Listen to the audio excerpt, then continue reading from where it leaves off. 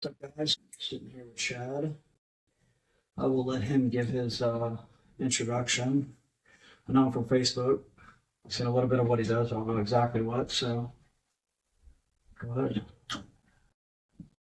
Good afternoon. I'm Chad Cross. I am the CEO, founder of Tier 1, former Marine, former soldier, former St. Louis City police officer, former fighter, current polyglot. Okay, what's a polyglot? I speak multiple languages. Okay, very cool. Okay, so the first thing I think I wanted to ask, because I do want to get into like the nutritional stuff. I seen that you did start your clothing company. How long have you been doing that for? I started doing shirts, hoodies, and beanies about 8 years ago, just as a hobby. You know, I've always have had a creative bent through writing, drawing very poorly, and I just turned my design creativity into, a hobby, and people started asking me, where did you get that shirt? And so I made it myself, I did it myself. I basically just made the shirts with the designs and slogans that I've always wanted to wear, and nobody was making them, and they caught on very well. And then I parlayed that into a nonprofit with a fellow Marine war veteran friend of mine, and we kind of went in a different direction. So my original clothing line was called Victory, and it was basically Norse-inspired stuff. And Randy Couture, former UFC champion and legend, also a veteran, he's worn a lot of my t-shirts and stuff. I'm very proud of that fact. Yeah, that's pretty cool. Because he's a very solid guy. Yeah. I got to know him a bit on a personal level. He's really into veteran causes like we are.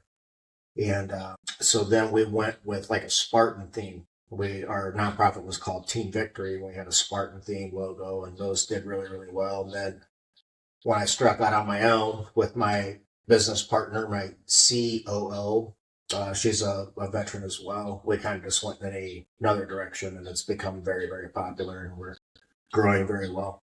So the tier, is that like a Norse god? Or... So it's actually pronounced Twir. Oh, okay. And Twir is the Norse god of war and justice, which, goes right along with the theme of first responders and veterans and such. But we pronounce it tier, as in tier 1, like a tier 1 unit. Mm-hmm. Military, police units. Certain police units are deemed tier 1. You just have to have certain capabilities. Basically, in tier 1 military units are, you get some, they're not very well known because they don't need to be, but they're, your CAG, Combat Applications Group, used to be called Delta Force, Dev Group, SEAL Team 6. I'm not sure if the Marine Raiders are deemed a tier 1 or not, but so it's just kind of a plan of that as well. Okay.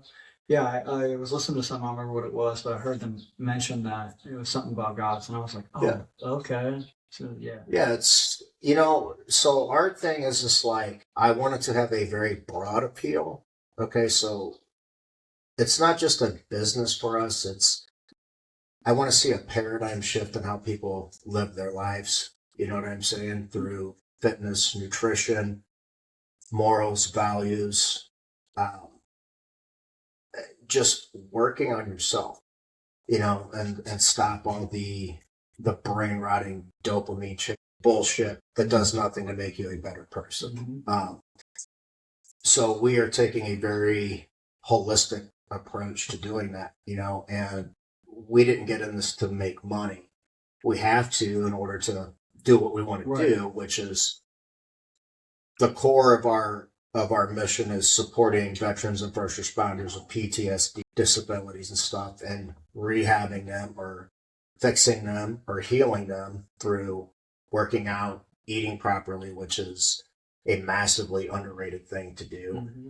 And then my business partner, Stacy, does trauma therapy and healing and stuff. She's a freaking genius and brilliant human being. And we are going to, at some point down the road, we're going to be able to employ veterans, retired policemen, first responders, EMT, fire, everybody, anybody that's ever put in the dirt, and has done that thankless bullshit. We're out there to fix problems. I don't like to point fingers and say, this is a problem. I want to fix the fucking problem because nobody else does. They'd just rather sit around and wax sanctimonious about, well, it's your fault. Mm. I don't give a fuck whose fault it is. Right. I'm here to fucking fix it. You know, clean up the fucking mess and start fixing people. So that's what we're about. You guys total package, it sounds like. Man, Especially the it's, body and mind. you know, I forget which Greek philosopher it was. It might have been Socrates said, let food be thy medicine and medicine be thy food. Food is a more powerful drug than most drugs. And people really don't understand that. And one of, I don't like to call them clients. I feel like that's a little impersonal, Right. kind of fucking cheesy. Right. You know, teammates, friends, whatever you want to call it. One of my first, she's been on the program for a little over 3 months now, and she had years and years and years of improper eating. So that's years and years and years of inflammation of your body, constantly fighting off, you know, issues brought on by eating improper foods. Okay. And so as she started to basically heal from the inside out, she says, I feel amazing. I said, this is what normal should feel like. Now that you're eating what a human being is supposed to be eating, this is what it feels like to be normal.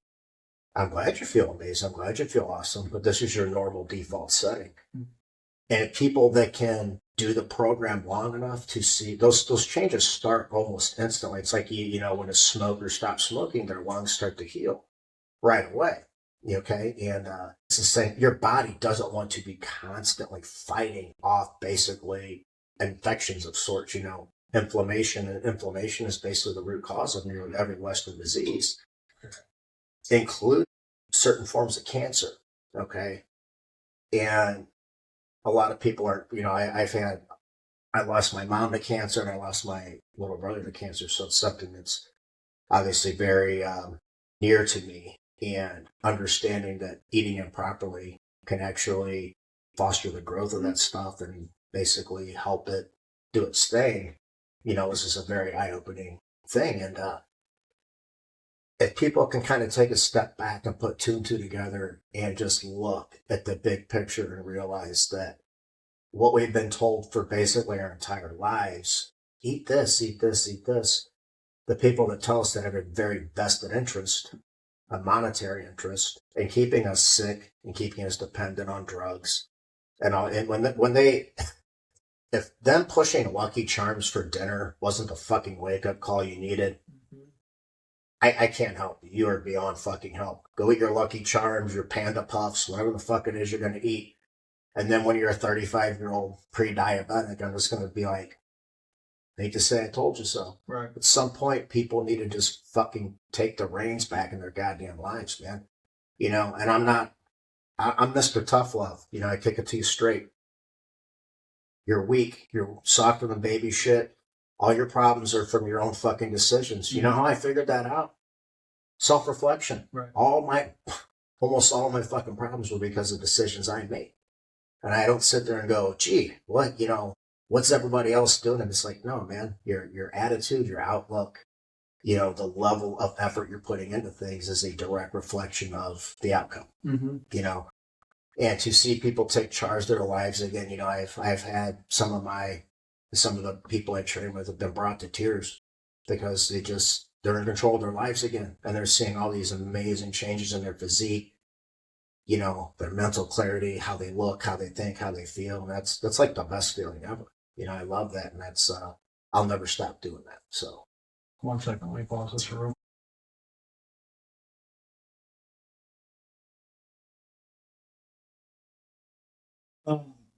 So like you were saying, I noticed too, even the last podcast I did, it was called Rock Bottom, and it was basically just explaining like how I got to where I'm at.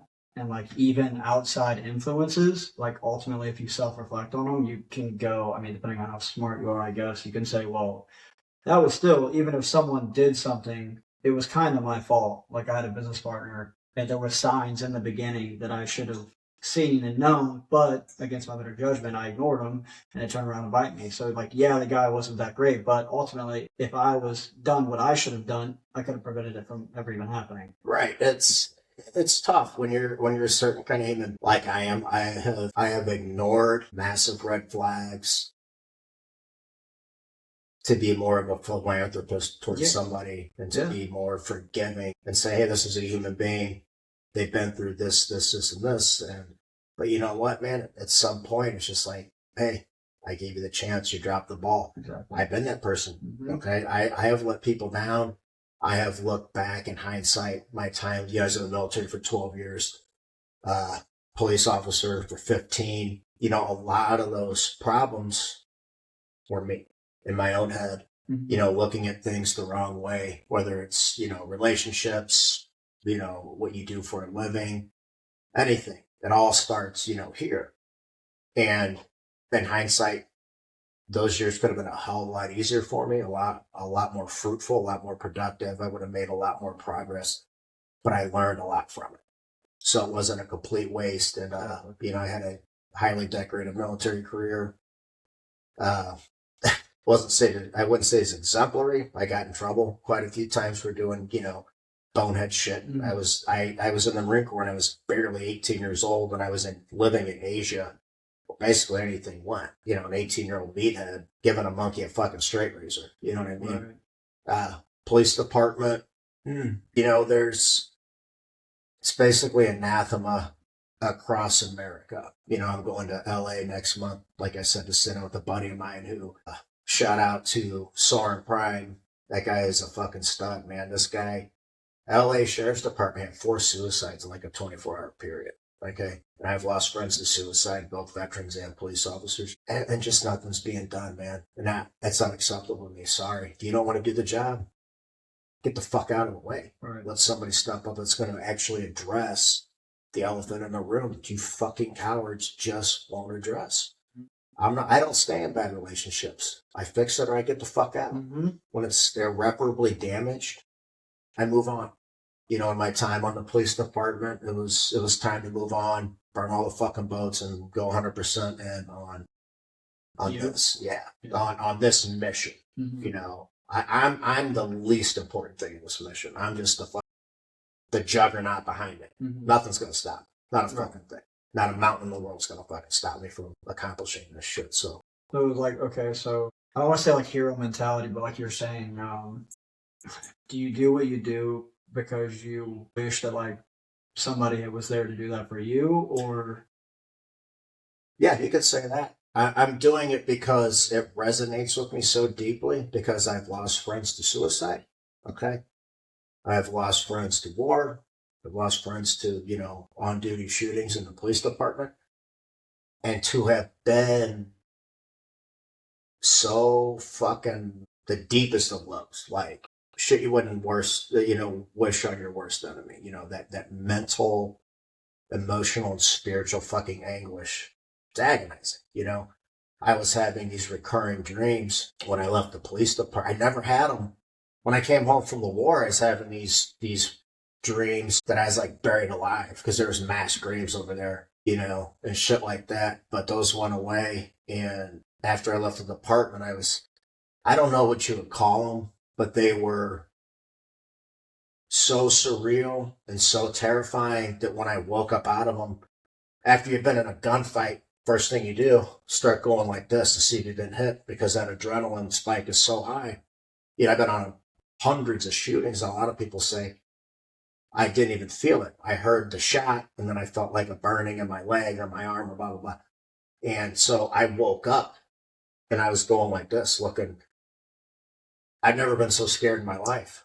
Never when I was in the military, never as a police officer, never in any aspect of my life was as terrifying as those fucking nightmares. And there's people out there that deal with that more often than I did. I had like 3 of them. And I can't explain it. I'm sure there's some psychological implications, obviously, but to know that there are so many people out there just biting down on it and moving fucking forward, I'm like, nah, man, we're going to fucking help. And a lot of it is I miss the camaraderie. I miss the tightness. You know, I went to the military in 1995 in the Marine Corps, and I was in the infantry, and literally all walks of life, man. I was there with fucking gangbangers, fucking cholos, you know, white trash motherfuckers. And we all came together for the fucking cause, you know. Mm-hmm. Hey, we're Marines first, then you're cholo, Right. Then you're a fucking, a Pyru. Then you're a fucking white honky motherfucker, Peckerwood. None of that shit mattered. We were all here, We were the nation's fucking sledgehammer. We all believed in that. I miss that. You don't have that now. We're fractured and divided on so many fucking metrics. And there are people out there behind the scenes that are doing that on purpose. And I'm just like, not on my watch, motherfucker. I heard something that was like, I don't know if it was Israel or something like that, but like for PTSD, they would take the soldiers out. They would treat them for, I don't know how, like a week or something like that. But like you're saying, the camaraderie part was like such a huge aspect that they would put them back in the unit with their team. Yeah. And it was like helping the guys kind of get back to it instead of like segregating and pulling them away from it. And it was something with our military service veterans versus like Israel has been at war a fuck of a lot longer than we have, and it's on their doorstep. It's not like that here. People are so far removed from what, in some respects, it is on your doorstep. St. Louis City Police Department. That's a lot of people say, oh, it's like a war zone. I'm like, it's a bit hyperbolic, and a little fucking over the top, but. There are people that have been in those neighborhoods for decades and decades, generations, and I know they feel trapped. And I hate that. You know what I mean? And you do that camaraderie is fucking. It's human nature, man. Again, it's just like, Marcus Aurelius says, what is its nature? In order to understand any problem, you have to understand the nature of the thing you're examining, right? When they say, why are so many people so anxious, so stressed, so this, so that. I'm like, well, what's the nature of a fucking human being? There's your answer. Okay? All this shit that's in your face 24/7 is anathema to what we are as human beings. The fact is you could take people on polar opposite extremes of the fucking spectrum, political or whatnot. They have way more in common than they don't. That's it. You know what I mean? And they're using all these metrics as a wedge to drive. We're not a homogenous country. We have people from all over the fucking world, and I think that's pretty fucking neat. Yeah, that's great. I love. I learned so much about every other part of America. Just from being in the Marine Corps. People that live in the South, people that lived in the West, people that grew up on the East Coast. Man, and it is so fucking neat and so enriching. But the bottom line is we have to have a common bedrock. Hey, you're from fucking neat, but guess what? We're still fucking Marines first. We're still Americans. And then all that other peripheral shit comes later. It doesn't really matter in the grand scheme of things, right? But when you take that and you flip it upside down, you voted for him, I voted for him, well, we got blah, blah, blah, blah, blah. I'm like, we put our pants on the same way, you fucking retard. And we're in the age of hyper-emotionalism. You never get a measured objective response to anything. People I'll bring this up because this was a turning point in our nation's history, the Mike Brown incident, okay? As it turns out, through credible witness statements, forensic evidence, which corroborated credible witness statements, kind of irrefutable at that point. The only thing as strong as that would be very clear surveillance or somebody, filming it, and we see the entire interaction play out beginning to end. It turns out the young man did not have his hands up in a surrender sort of position. And I used to teach concealed carry classes. I've been asked that question a million times. I said, listen, what I believe after having carefully and thoroughly examined every bit of credible witness testimony, every bit of credible evidence, including forensics, which are what they are. Okay, they paint a picture. If you don't like it, I don't fucking care.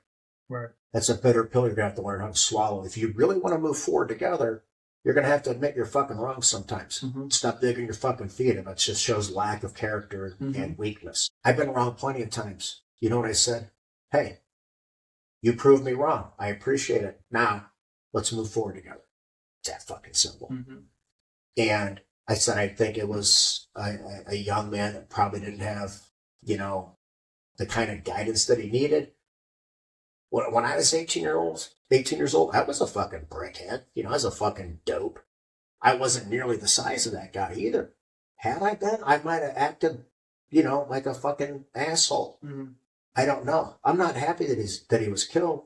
I don't take any joy in that. The young man had his entire life out of him. But actions have fucking consequences.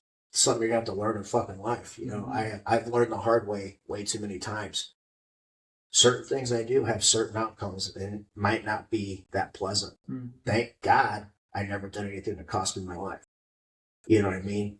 But we're in an age of unreason. It's how do I feel in the moment? Not, if I get pissed, I really get pissed off. Okay. I'm in control of my faculties for the most part. If I'm aggravated, if I'm frustrated, if I'm pissed off, especially with another person, I walk away. Take some deep breath. I do all the corny breathing exercises, calm the fuck down.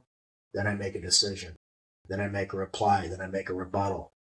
You do it in the heat of the moment. It's like being in, domestic incidents were always the most unpredictable as a police officer. The person that called on you that says so-and-so's beating me, stabbing me, shooting me, you might go over there and they might end up jumping on your back. Right. I shit you not. I shit you not. It's the same way when you're in some sort of, emotionally heightened scenario.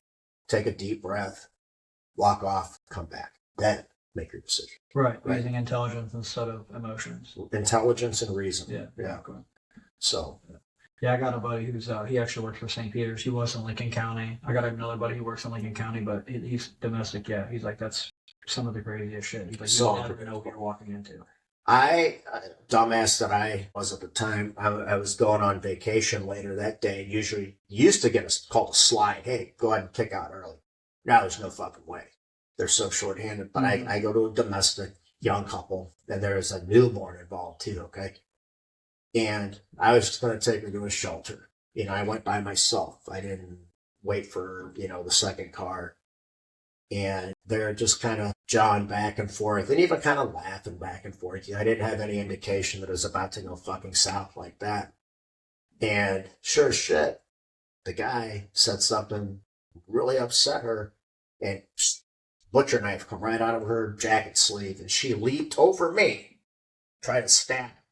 You know what I mean? I just did like a Greco-Roman fucking 5-point throw, smash her down on the couch. I was like, hey, motherfucker, I'm going on vacation in a fucking... Right. Get your fucking diapers, get your Dr. Spock fucking book, and let's get you to a shelter, but like that. You know what I mean? So, yeah, that's not a rational decision. Right, for sure. So, I've been irrational a million times, man. I get it. And I never am not embarrassed afterwards, and that's a shitty feeling to be like, you fucking idiot. Why did you say this? Why did you do that? Why didn't you just... My old partner at work, when we rode, he was the level-headed one. That guy kept me probably out of fucking prison. Definitely kept me from fucking crushing some fucking skulls, and just an amazing guy, man. There's a lot I miss about police work, and one of the things I miss the most is just riding with him. We always had a really good time and did some really, really good work together. And it wasn't like a good cop, bad cop. Right. Both very solid guys, but personality-wise, yin and yang. Definitely a balance there. Yeah, I feel like that's a huge thing in employment in general, but and especially in a situation like that, to have, like you said, not good and bad, but maybe two different personality types that kind of mixed together, because then it's, one guy can hold another guy accountable. This guy maybe might do something, like you're saying, by yourself that you wouldn't do with this guy. But that keeps people, it's the camaraderie thing, like you were saying a while ago. It keeps people in places. Like I was at Buffalo for a long time, and I liked a lot of the people that I worked with. And then even when I left, I talked to all of them, at least the ones that I got along with. But I was like, yeah, sorry guys, I had to go. Nothing personal. I enjoyed working with you guys, but it's like that place just wasn't good for me. Yeah, when a relationship is broken beyond repair, gotta leave. Yeah. Got a bad limb on the tree, gotta cut it off. Yeah. I tell people that all the time. When I tell my family, it's like, dude, I don't care if it's my mom, dad, brother, sister, aunt, cousin, uncle, best friend of 20 years. If you're not on the same path as me, or you're bringing me down, or you're not living your life the way I think you should be, as far as morally, ethically, doing what you need to do, I don't associate it. It takes a lot of self-reflection And, you know, I'm always like, what can I do first before I point the finger at anybody? What do I need to do?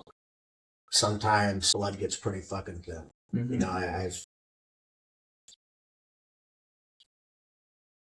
I held my tongue for a long time. But when I was deployed for Operation Iraqi Freedom, I never got letters from any of my brothers. You know, my mom, yeah, my grandma, one or two other people, but I didn't hear from people It's kind I of grew up crazy. with. Yeah, Yeah, you know, I used to share a bed with my brother when we were kids because we didn't have much money, and that cut pretty fucking deep. You know, and then when I came home, nobody came to see me and shit. You know, and I just kind of crawled inside myself for a long fucking time. I mean, close to 20 years. You know, and the isolation, you know, the desensitization to all these things. Like it's difficult being around people that haven't been through these types of experiences, you know, and what it does to a person. Like when my mom died, she was in hospice at home. Okay. And so she's in a bed in the living room. And I was over there. One of my closest friends, Tiffany, childhood friend, was there. My dad, my grandma, my sister-in-law, my niece, and my brother, and my uncle, my mom's brother, was there. And we didn't know it was coming. I mean, you can't predict that stuff. And I was sitting twice as close as we are, and I was sitting right next to her. I had my hand on her, and she sat up, looked around, but there was no life in her at all. Laid back down, and then like foam started to come out of her mouth. I said, well, lungs are probably full of fucking fluid. My mom's probably drowning right now. Isn't aware of it. You know, my uncle started losing his shit. You know, call 911. And my dad said, no, this is it. Let her go. And she died right in front of me. Okay. And naturally, most everybody that was there kind of lost their shit. You know, I've seen that 1,000 fucking times. You know, never my own mom, obviously, but I've been around so much fucking death and violence and shit like that. I called 911, asked them to send a paramedic to pronounce. But I went to Smoothie King and got a smoothie. You know, it's life, you know, and I'm ready for it. And I think my family probably resented me for that because I had zero fucking emotion. Mm-hmm. Broke my fucking heart. That was my mom. Mm-hmm. You know, her only other child died when he was 2. My only other blood brother. And, you know, I'll never forget how much it hurt me, you know, to watch your mom fucking die. But I had to keep it together for everybody else. You know what I mean? And I have had to tell mothers, you know, I'm terribly sorry, but your son was killed today. You know, I don't ever say, you know, he was shot in the back of the head. Right. He says, you know, man, I'm so sorry, but, you know, your son was killed today. Like an incident earlier. I've done that a lot of times. They don't teach you how to do that. Right.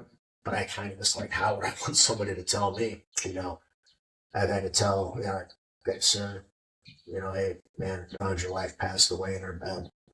This and that. And the camaraderie of other people, you know, with other people that have been through that and have experienced that, that's huge. Somebody you can lean on, you know, I mean, like a couple of years ago, you know, we got called out. Guy just went to trial, was found guilty of murder. He shot 2 police officers. One of them he shot in the head and killed him. And Bohannon was a father. I don't think I knew him, maybe in passing. Mm-hmm. But, you know, we did everything right. We took that motherfucker into custody alive. And, you know, you go through shit like that. You know, I've been through you know, calls like that quite a few times. You know, taking violent offenders in, murderers, you know, fucking violent fucking people. And it's like any relationship. When you experience very moving, traumatic, violent, touching, any kind of emotionally stirring experience, makes you closer with somebody. You know, that's how you build any kind of relationship. And I miss the fucking hell out of it, man. I really do. Now, anywhere you go, somewhere with your friends or whatnot, it's like everybody's disconnected. You know, this guy's, you know, liking thirst traps on Instagram. This guy's watching dogs ride surfboards. This girl's, you know, doing duck lips and filters, and I don't want to fucking be there. Right. I want to be around people. I crave that because I'm a fucking human being. But I don't want to be around a bunch of people that aren't really fucking there. Yeah, they're not there. You know, the gym is like my sanctuary, you know. Whether I'm lifting weights or fighting or whatever, you know, that's as intimate as it gets. When I go to lift weights, it's the same thing. You know, it's people aren't training hard. They're not doing shit. Very uninspiring. When I'm in there fighting, that's as intimate as it gets. You know, we go out there and we go hard for about a fucking hour, and that's a really neat community too. You know, when you suffer with people, you know, it's a good way to bond as well. Whether it's physical suffering, mental, you know, boot camp, mental, physical, you know, every kind of suffering you can think of. It's a very unique experience, and once you've had that, and it's gone, you know, it's something you really miss. So. How old were you when your mom passed away? Before I answer that, I'm going to tell you right now, I've never passed a math class in my fucking life. So let me see if I can do some. How long ago, I guess? It was 7 years ago.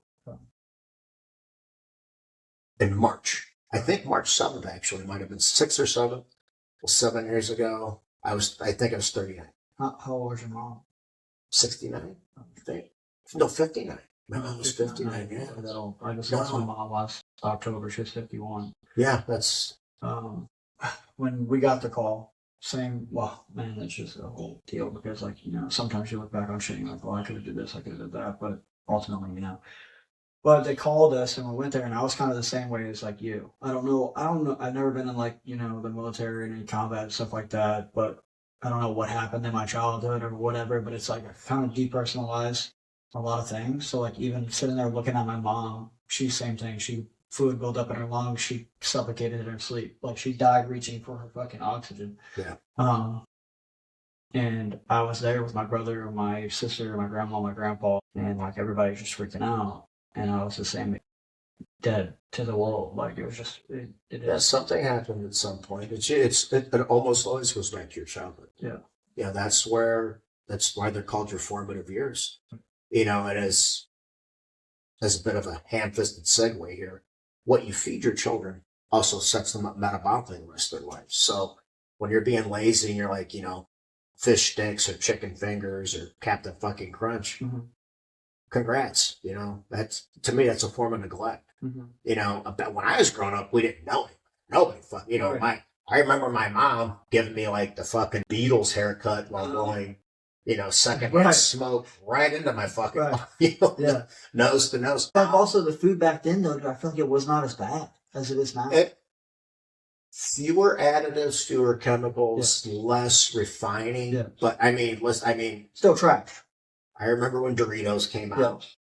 You know, I mean, listen, the staple of our, you know, fucking diet was Doritos, grilled cheese, cereal, tomato soup, you know. So before we had the level of information that we do now at your fingertips. Now that you do know that as a parent, if you still act accordingly, you know, I believe that's a form of neglect. I don't want to say abuse. It's a little melodramatic. But man, I don't know. Seeing some of these kids, like, you know, a 7-year-old who's like 30 pounds overweight already, I would argue you're kind of... Well, here's the thing.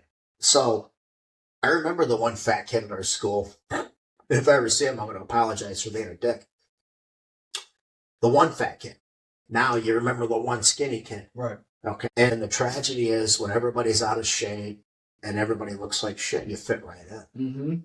You know, and it is sad, man. You know, it really is. I love working with kids, young teenagers, because growing up, I was shredded. But nobody cares when you're like 5'5", you know, 87. Of course you're shredded, stupid. Yeah. You know, I graduated high school 135 pounds. So I left the Marine Corps 35 pounds heavier, about 170. Oh, yeah. I don't know what it's going to take because we have children that are pre-diabetic. We have children having heart conditions. I think we've had kids that have heart attacks. If that's not enough, then nothing is, man. And at some point, I'm like, trample the weak, hurdle the fucking dead. Get the fuck out of the way, man. You don't want to help yourself. You don't, then fucking move. If you show me that you are willing to fucking dig in, bite down, and work hard, I'm going to change your fucking life. Mm-hmm. Okay, so when I'm training people in the gym, that's, we do, there's banter back and forth, but it's just like, do your fucking set. Right. We're not here to flap gums. I'm here to push you way further than you ever thought you were capable of. And nearly every single one of the people I train are like, man, I get nuts, like, because you never fucking tried. Mm-hmm. You've been capable of this all along. And the SEALs have an awesome saying. They said it's the 40% rule. When you think you are at your absolute limit, you're only at like 40%. Okay. I've experienced that myself, because there's times I'm like, I threw in the towel, and then I look back, it's just like, I just didn't want to go any further. I gave up because I just didn't want it bad enough. Then it clicked. It's like, how badly do you want it? How badly do you want those fucking abs? How badly do you want that physique? Not bad enough, because you keep trying to skirt everything. Well, can I do this? You can do whatever the fuck you want. Just realize it's going to impede your progress. I'm giving you the right tool for the fucking job. The one right tool. You picked the one right tool. Okay? I need this done. What's the most optimal, efficient tool for that job? It's this. Give me that tool. That's what I'm doing for you. Okay? Well, can I do this? Can I do that? I'm like, sure. You do what you want, but realize that it's going to impede your fucking progress. It's 2 steps forward, 1 step back. Actions have consequences, what you said a while ago. You can do whatever you want. Everything I do is going to have some sort of result. Equal and opposite. Right? For everything you do, there's an equal opposite reaction. And so, and it's a cliche, but it's so fucking true. The harder you work, the more disciplined and strict you are. Guess what? The better the outcomes. It just, when it comes to health and physique, people just don't want to do it. Yeah, they just don't want to do it.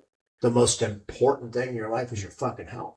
I don't care if you have kids. If your health isn't number one, you're no good to them. If they have to take care of you all the fucking time. Or put the mask on yourself before you put it on your kid. If your kid can't. It's, I've had a good friend of mine who statistically is probably way overdue for a fucking heart attack or stroke. Mm-hmm. Like Yellowstone Park is a super massive volcano. A lot of people don't know that. It's a massive caldera. Yeah. It's way overdue.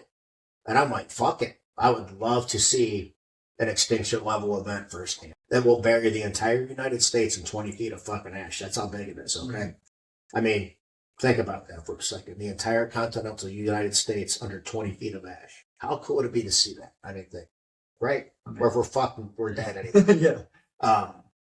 He came to me, and this is exactly what I'm talking about. If your health isn't on point, he's got a son, and he said, I want to be able to play. I want to be able to do this. It's like, all I need you to do is show the fuck up. Everything else is free. And then I consider him a bit of a mentor. Very solid guy, and I've learned a lot from him. Shout out to Jamie Spicer.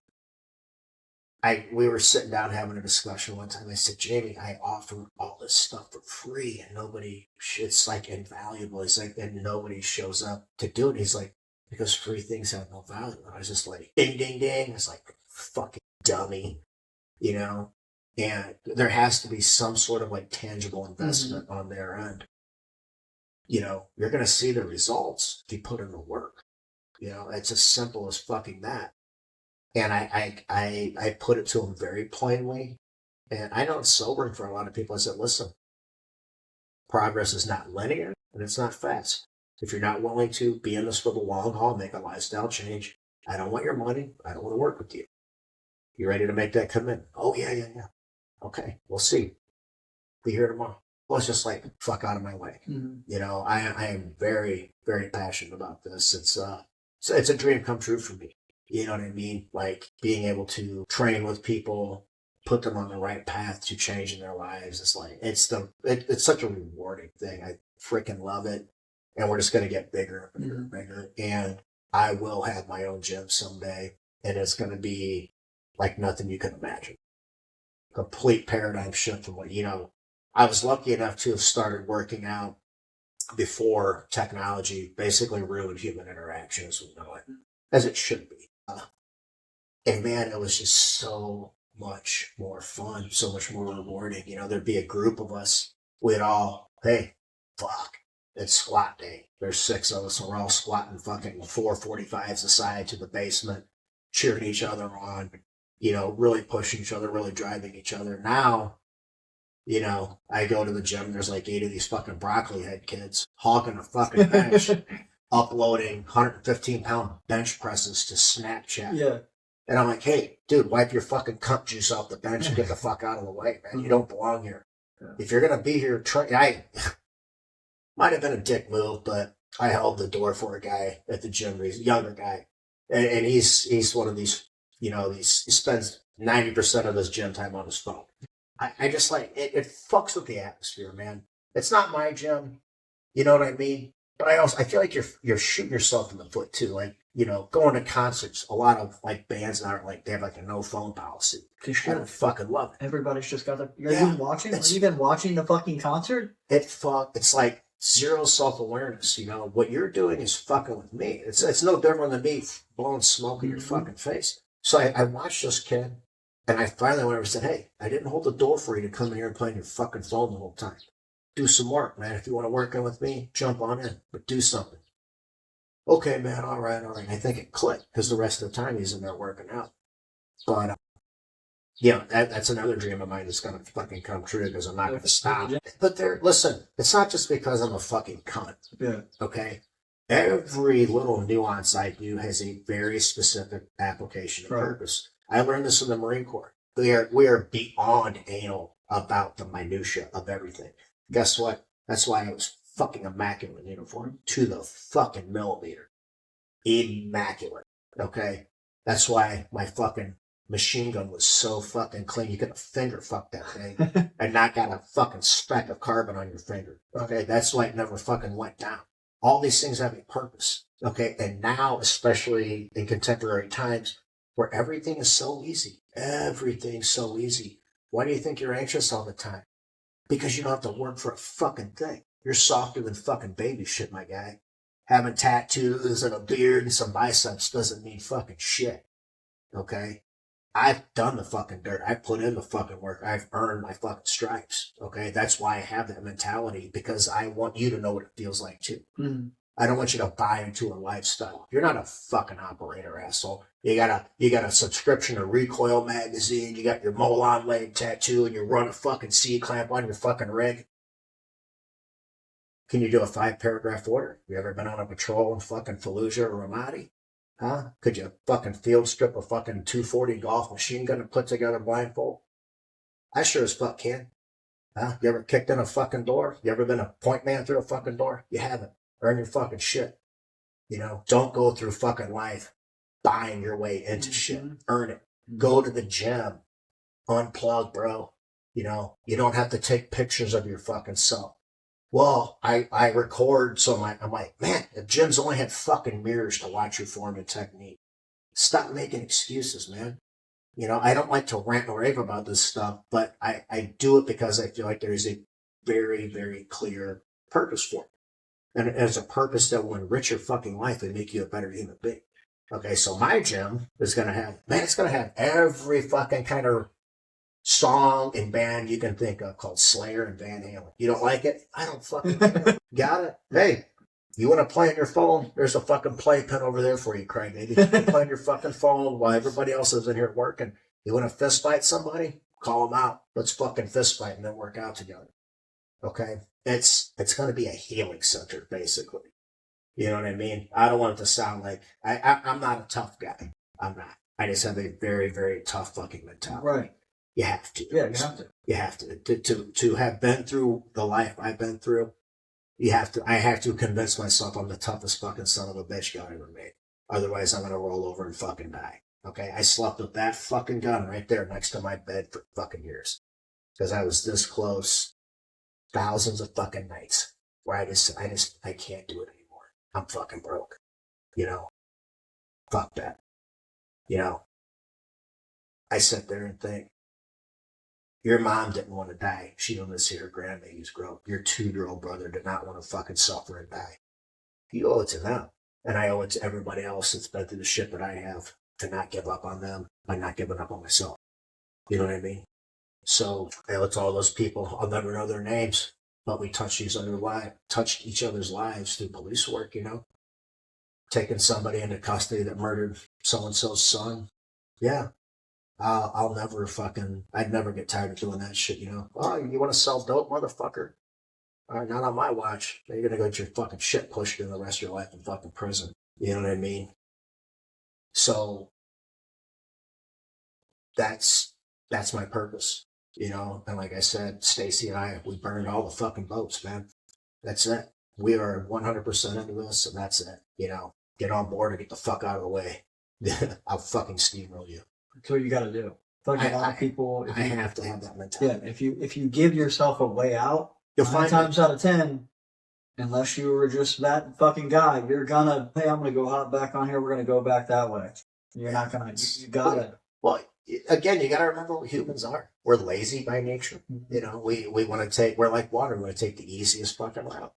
You don't learn anything like that. You don't grow. They're called growing fucking pains, not growing easy. Yeah. Growing fucking pains. Okay. But I also want to help people not have to go through the painful fucking shit. If you can We've already done it. Yeah. You know, smart people learn from their mistakes. Geniuses learn from the mistakes of others. Mm-hmm. You know, I've made enough mistakes in every aspect of my I'm good. I don't need to learn any more hard fucking lessons. I'm good. So, but yeah, I mean, we're going to fucking kill it, man. The tier represents a fucking paradigm shift in a lot of things, not just one specific thing. You know, it's not about making the money. Money is just a tool. Exactly. It's the right tool for the job, for what we're going to need to do. But I don't give a fuck if I never fly on a private jet, if I never taste $200 bourbon. Right. I don't give a fuck. I'd rather just as soon smoke a Swisher Sweet as a fucking $500. I don't fucking care, man. It's not my thing. Money, materialism, I don't fucking care. I have about 300 shirts. I wear like 3 of them. Okay, people probably think I'm a fucking hobo. Probably think I'm destined. I don't care. I really don't fucking. This shit I don't care about. But I don't, man. I don't care. Yeah. I care about helping people. Yeah. Bottom line. I mean, we're only.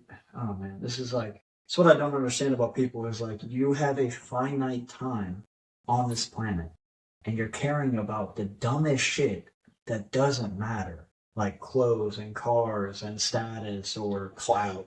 Yeah, like you're saying.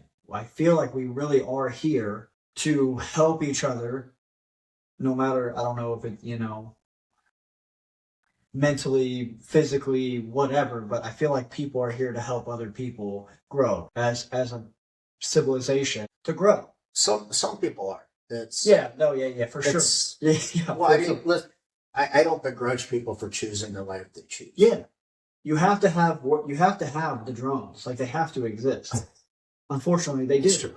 I mean, not everybody can be a business owner. Not everybody can be a, motivational speaker. Not everybody can be you have to have yin and yang. I would rather inspire people to want to help others as opposed to, bludgeon them over the head and try to guilt trip them. I mean, it's no different than if some fucking douchebag that, he's all about Instagram followers and, and just phony ass materialistic bullshit trying to talk me into it. I'd be like, that's your thing, bro. That's not my thing.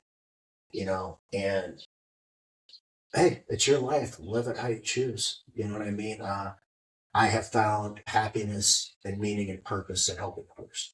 I have a very, very kind heart for animals. I have 3 rescue cats running around here somewhere. One of them I found on a murder scene, believe it or not. The number of people who I'll never see again, having, met them in my capacity as a police officer. We had a call for a suicide, and me and the guy get over there, and this guy's friends are all standing outside. I said, has anybody been inside to see him? And the guy says, no, I kept everybody out here because I didn't want them to see us.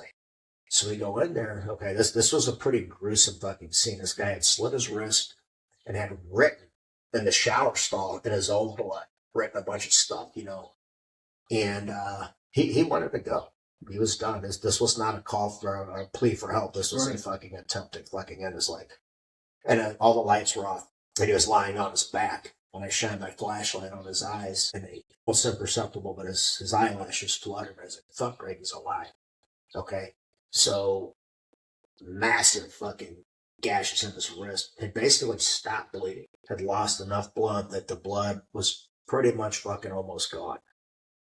Got him rushed up to SLU, got on the air, hey, expedite, notify thoracic, blah, blah, blah, blah, and they saved his life. And and I sat there with his dad and sister, and they were just very, very grateful. He wrote really long, I still have that letter, I risked my life to, this was before it was fucking trendy. I risked my fucking life to save a trans cross-dresser. We'll just leave it at that. Okay, this was a distraught male dressed as a woman on the outside fucking rail of the Eads Bridge.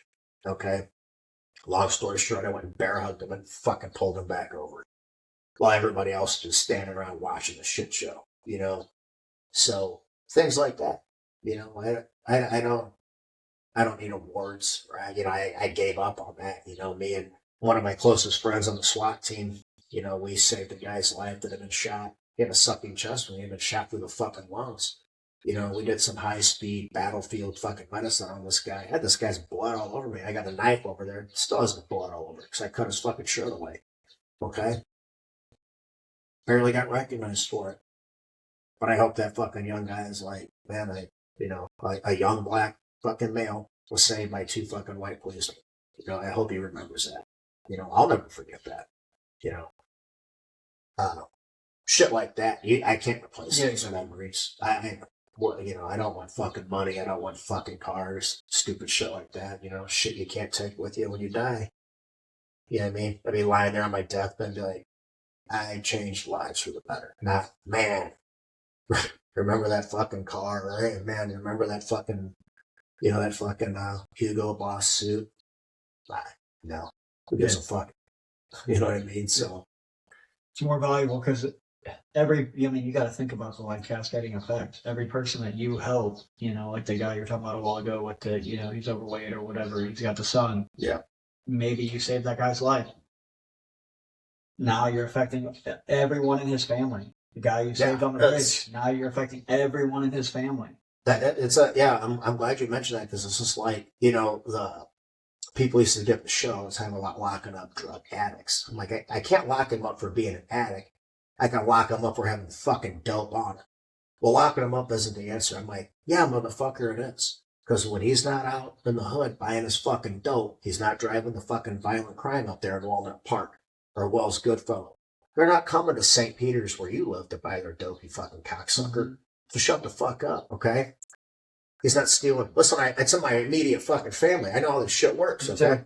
My dad used to be, not even used to, he's still a crackhead. Well, stealing from his grandma, his mom, it don't matter. They don't care. It has a wide-reaching effect. They do not care.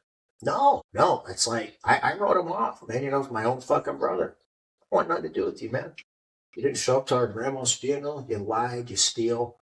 And you've been doing it for years. You're a fucking father of 3 now. And that's not enough to get your head out of your ass. Nothing. I ain't the one, dude. Yeah.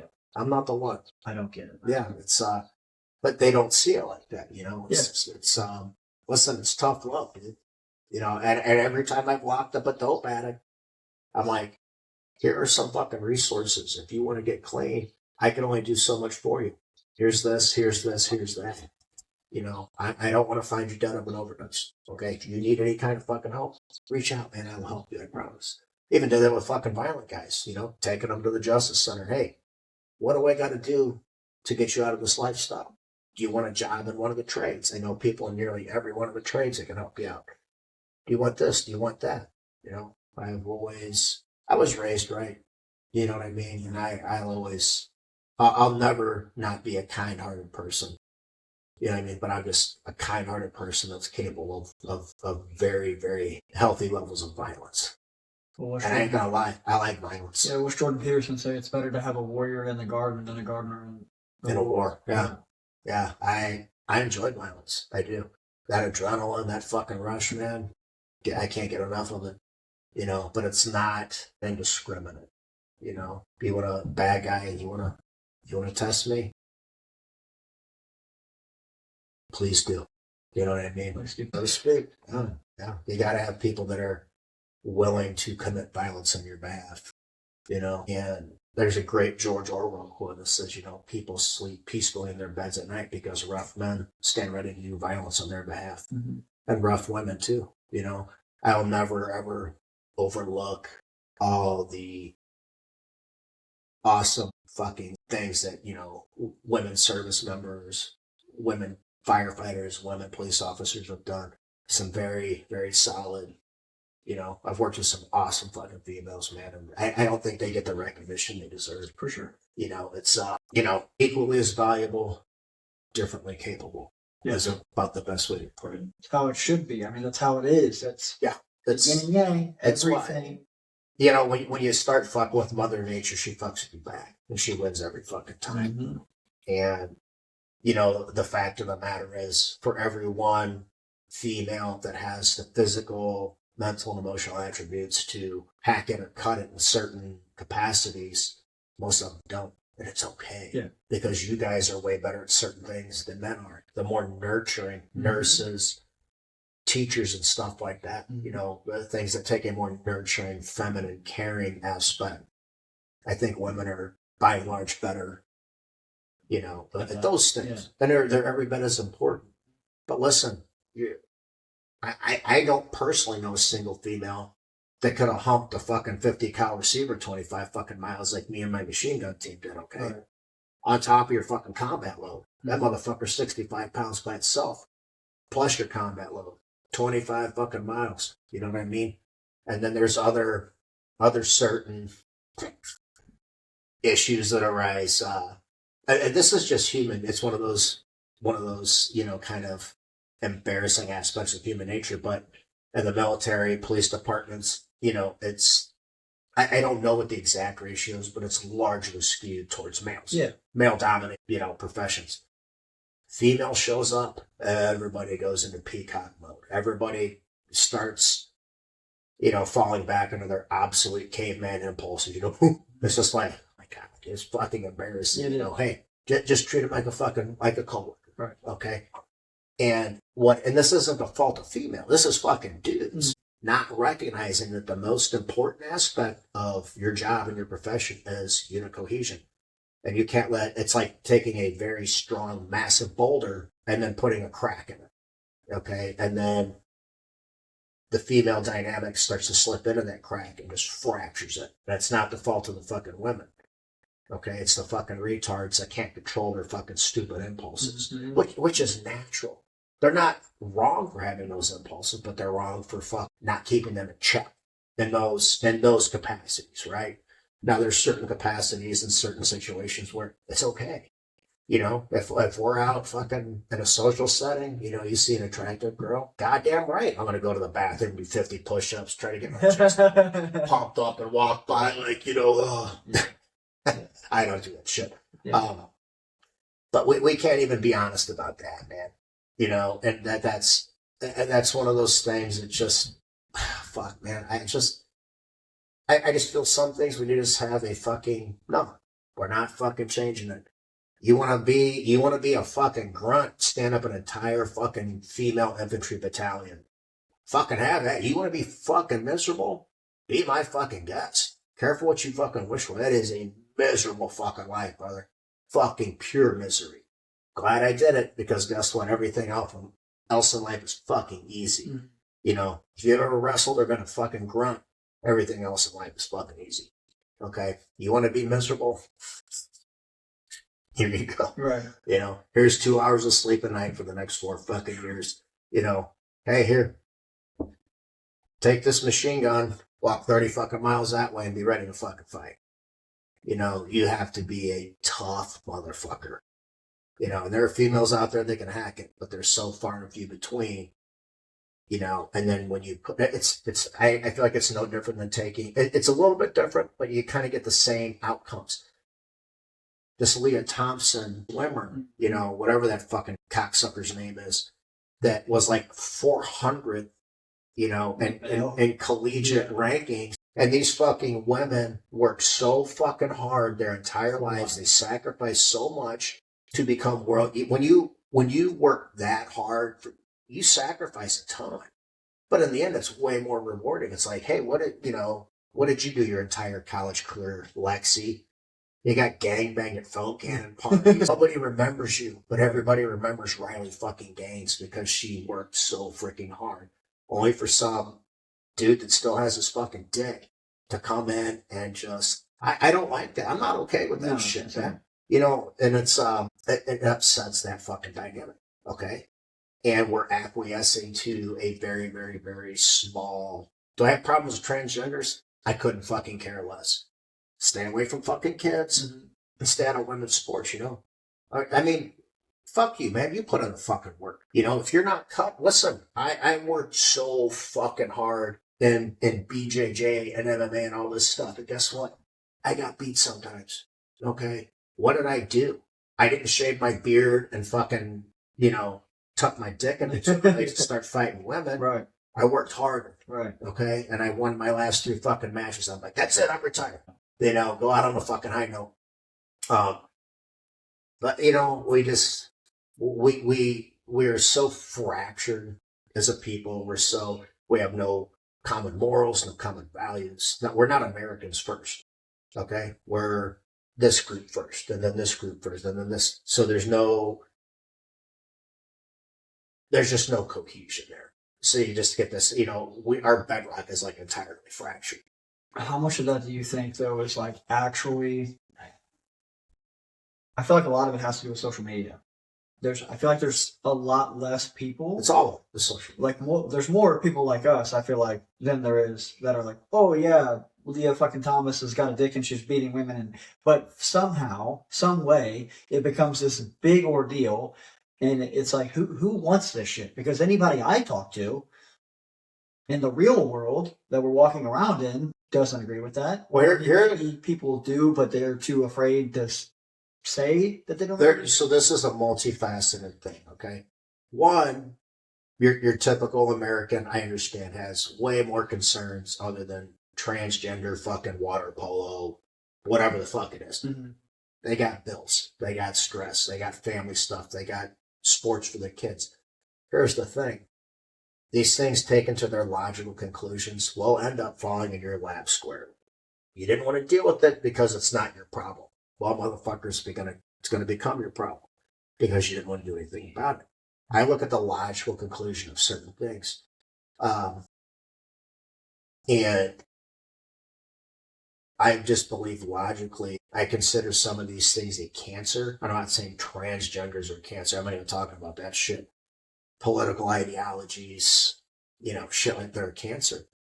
And left unchecked, they spread. Mm-hmm. And before you know it, it kills the fucking host. I mean, that's a good analogy. Okay, so I just recently downloaded TikTok for our business thing because I guess Instagram's kind of falling to the... I don't understand fucking any of it. I don't. You know, I'm a Luddite. I am anti-technology, technologically very disinclined. But I look on there, I'm just like, are these people fucking real? Like, these people are fucking psychotic. And then I go and I'm like, I never see these people anywhere. But they seem to be all over TikTok. You know, but that's the thing. They're a cancer, and they're going to fucking spread. Okay? What do I recommend? I always try to reason in good faith first. Okay? Let's sit down. I actually responded to a guy on Facebook today. A good friend of mine is running for the sheriff of Jefferson County. And a guy asked him, what do you think about no-knock warrants and qualified immunity? Now this guy, I think anybody, if you run enough of this shit, can objectively say, this guy's got a little bit of an anti-police bent. Good for you, buddy. That's like the safest fucking attitude to have nowadays, you know. This isn't 1992 where fuck the police was still edgy. Right. You know, every fucking gutless cunt motherfucker in the world has said fuck the police. It's just like... And so I responded. I said, you know, in very specific exigent circumstances, a no-knock fucking entry has to, you know, assault to rescue, School shooters, we're not announcing our presence. We're going to come in there and fucking eliminate you. Exigent circumstances are things like, hey, the neighbors call and they hear something going on at 76 Plumtree. Police show up and we hear somebody screaming bloody murder. We're not going to knock. Right. We have to get in there. Right. And figure out what's going on and stop it. And then the qualified immunity. Okay, you've heard it a bunch of times. There are people out there that legitimately think that police have so much leeway to use deadly force that all I have to say is I felt threatened or I felt my life was in danger, and it's a case closed thing. Just like it takes like a legit 2-digit IQ to actually think that is how it works. Mm-hmm. Okay, so basically qualified immunity. This isn't the totality of it, but it's like if I'm acting in good faith and something goes wrong, I can't. You can't sue me and come after me. I basically, and police work is very dynamic. It can change the drop of a hat. There's 10,000 videos on YouTube showing why these things are the way they are. Mm-hmm. Okay? Excuse me. And so if somebody's out there acting maliciously, that's one thing. Something goes sideways and I shoot you or harm you, blah, blah, blah. And it was proven to not be done maliciously. And these events led up to it. So a reasonable person could have reasonably thought this guy was reaching for this or not, this mm-hmm. and that. So you're kind of, you're not able to be prosecuted. And this guy just kept digging his heels in. I said, well, sir, what's going to happen is you're going to take away qualified immunity, which has very reasonable standards that have to be met. And Officer Crosses is going to show up and answer the radio. I'm not going to do proactive stuff because you're going to armchair quarterback what I do. You're going to bitch, whine, and cry. I said, you're not entitled to the outcomes you think you deserve. Okay? You don't know a fucking thing about police work. If I threw any fucking case line, you would be like, what's that? Okay? What's Men's versus Pennsylvania? Terry versus Ohio. Probably the biggest one, Tennessee versus Garner, says, it's a Supreme Court ruling, I can shoot a fleeing felon in the back under certain circumstances, okay? It doesn't look good, right? Optically, it's just like, how can you shoot somebody in the back? Well, because I just watched him shoot this person in the head and then run with a gun still in his hand. I said, police stop 10 times, drop the gun 10 times. He didn't. So guess what? I'm going to fucking dome you. You had your chance. Right. Okay? Tennessee versus Garner would cover a situation like that. Okay? He doesn't fucking know that. You know how many people a year die from medical error? Take a fucking guess. 10,000. Over 200,000. What? Okay, now listen, that's not a swipe at doctors. It's me saying, how about some perspective here? Most police killings, there's roughly 1,000 a year. It's over 85, probably closer to 90% are legitimately deemed justified right. through the rules that we have to follow. Mm-hmm. Okay? You don't like the rules, change your rules. Right. A very small percentage are deemed unjustified. Okay, and now listen, I'm okay with it because if there's a problem, we have to fix it. Mm-hmm. Okay, and so I say, okay, how come nobody's saying fuck the medical industry or fuck doctors? It's just like, why would you pick a profession that this guy's trying to disarm me and this, and I end up shooting him? It's like, why didn't you tase him? Why didn't you shoot his face with silly string? Why didn't you fucking use pocket sand? It's just like, they're so fucking out to lunch. Mm-hmm. Okay, they're unreasonable. They're unreal. It's just, and then after the Mike Brown thing, some departments are scenario-based training for civilians, especially the fucking big mouths. And I will commend a lot of them for stepping up and doing it because every one of them failed fucking miserably. And it wasn't to rub their nose in. It's to say, listen, what you think is happening and what is happening are so fucking different, okay? And it's like, they give you basically like three, basically shit you see all the fucking time, okay? One guy, hey, brother, I need you. Is me rolling up to you, maybe I'm just doing like a pedestrian check or someone, hey, this guy's walking around looking into business windows and stuff, blah, blah, blah, blah. And I pull up, hey, brother, what's going on, man? Hey, can you do me a favor? Can you get your hands on your pockets for me? Why? I didn't do anything. Is me asking you to remove your hands from your pockets just an unreasonable request? It's fucking not. I wouldn't think. Let's not be fucking cunts. Right. Anybody that argues against it is arguing for the sake of argument, okay? You're not an intelligent, intellectually consistent person, okay? Bro, hey, brother, please. I don't want to get I would always say, walking up to a car, if I saw a gun visible, you can tell by their body movement, you know, their body language. You know, it's an innate thing in human beings, and reading body language is police work 101. You know, we driving down the street, hey, that dude's holding heavy. That guy's got a gun. That guy probably got some dope in his prison wallet. You know, shit like that. Hey, bro, just so we don't get our wires crossed, you have a gun in the car. It's okay if you do. Just so we don't get our wires, because I don't want anybody. They were always fucking cool with it. Okay, 15 fucking years, thousands and thousands and thousands of encounters, zero fucking problems. Okay, so asking somebody to remove their hands from their pockets is as reasonable a request as it gets. You'll get motherfuckers, but why? They were just like, because the funny thing is, if you put them in that scenario, they do the same thing. It would click. Hey, I don't know if, you know, this guy's, is it against the law to look in the windows? No. Is it suspicious? Fucking right it is. Because if we were to just drive by, this guy's in your case and joints and shit, right. We just drive, oh, the police are so fucking dumb. Right. We drive by, hey, bro, you got some business in there? The police are out there fucking with people. You can't win. You can't win, yeah. You can't, man. Yeah. So maybe police work needs to be completely reimagined. I don't know. I think there's a lot of things that can be fixed on the police side. Needs to be fucking imagined, dude. Bingo. That's my fucking point. It's a relationship. Okay? It's like the whole gun control argument. I can't stand people. They're like pretending that reality doesn't exist. And in this fairy tale world where everything is okay, sure, no one can ever have guns. That's fine. But in the real world, criminals don't abide by the fucking law. So if you take the guns away, who has guns? The people who don't abide by the law. So now you have unarmed civilians who just want to protect themselves, and now you have armed criminals. So who has guns? The police that you fucking hate. Yeah. And the criminals that don't give a fuck about your stupid fucking law, stupid. Yeah. How they can't square that is seriously, there has to be some sort of mental fucking defect. Like, I have some mental defects, okay? Sure. Like, I look at certain shit and I'm like, what the fuck am I looking at? People are like, what are you talking about? It's this, and this.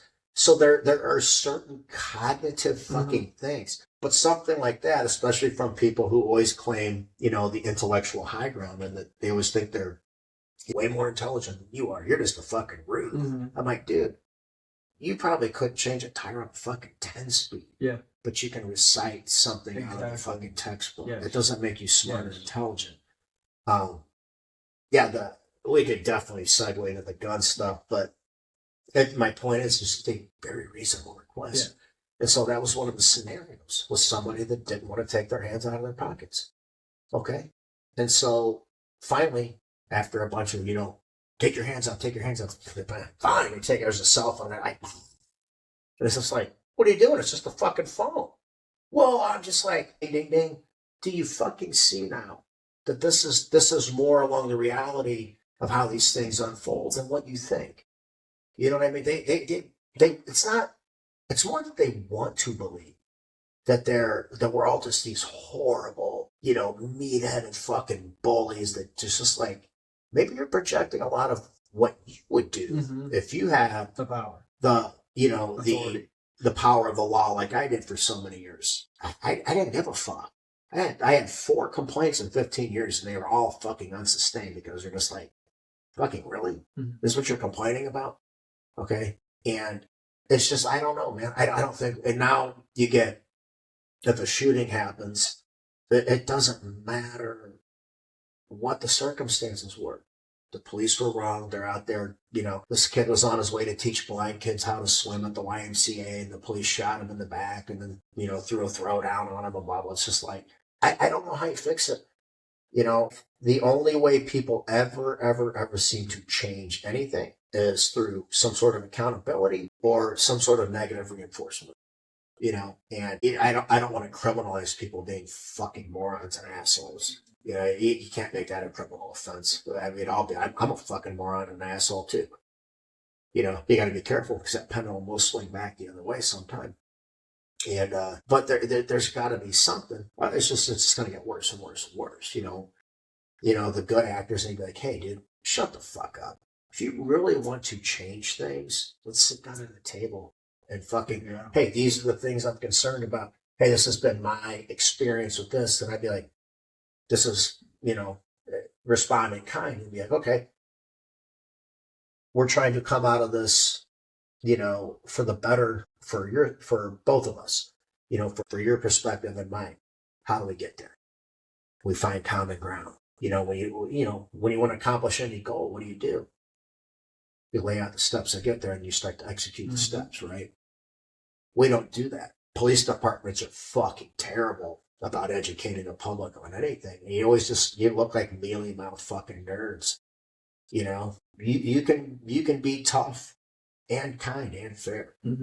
Okay. But they're all such fucking chicken shits. They just tuck their tail between their legs and get up there, read the fucking script, you know, do the Shirley Temple tap dance. And, you know, but here's the thing about the American public. Give it a day or two. They'll be mad about something else. Right. You know what I mean? So not only that, but like even if you do have, the sheriff, the deputy, whatever it is, up there giving that little fucking speech, how many people are already checked out because it's a cop? Yeah. I don't give a shit what that guy's got to say. And like you said, fuck the police. They don't care. They just don't care. So I feel like the whole thing was like defund the police or whatever. Police need retraining. They need all this stuff. It's like the public, honestly, we need to retrain the public on how to not be fucking degenerates. It's an unwritten social contract, right? I've been to countries where there is no rule of law. It's not fun. It's fucking terrifying. Okay, that is basically law of the fucking jungle. The strongest motherfucker wins. Okay? You don't want that. Believe me, you don't. You know, all you fucking geeks pushing for anarchy. It's just like, because they don't fucking live there. They don't know about it. I have a very strong set of philosophical handcuffs on myself right now. If I take those off, it's going to be a bad fucking day. Right. Believe me, I have zero fucking conscience. Okay. Yeah. When it comes to that shit.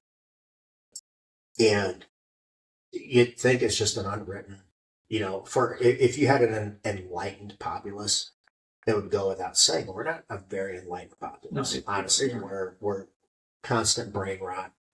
You know, nothing 1% of what you see on TikTok or Instagram or basically any social media platform is actually enlightening or educational.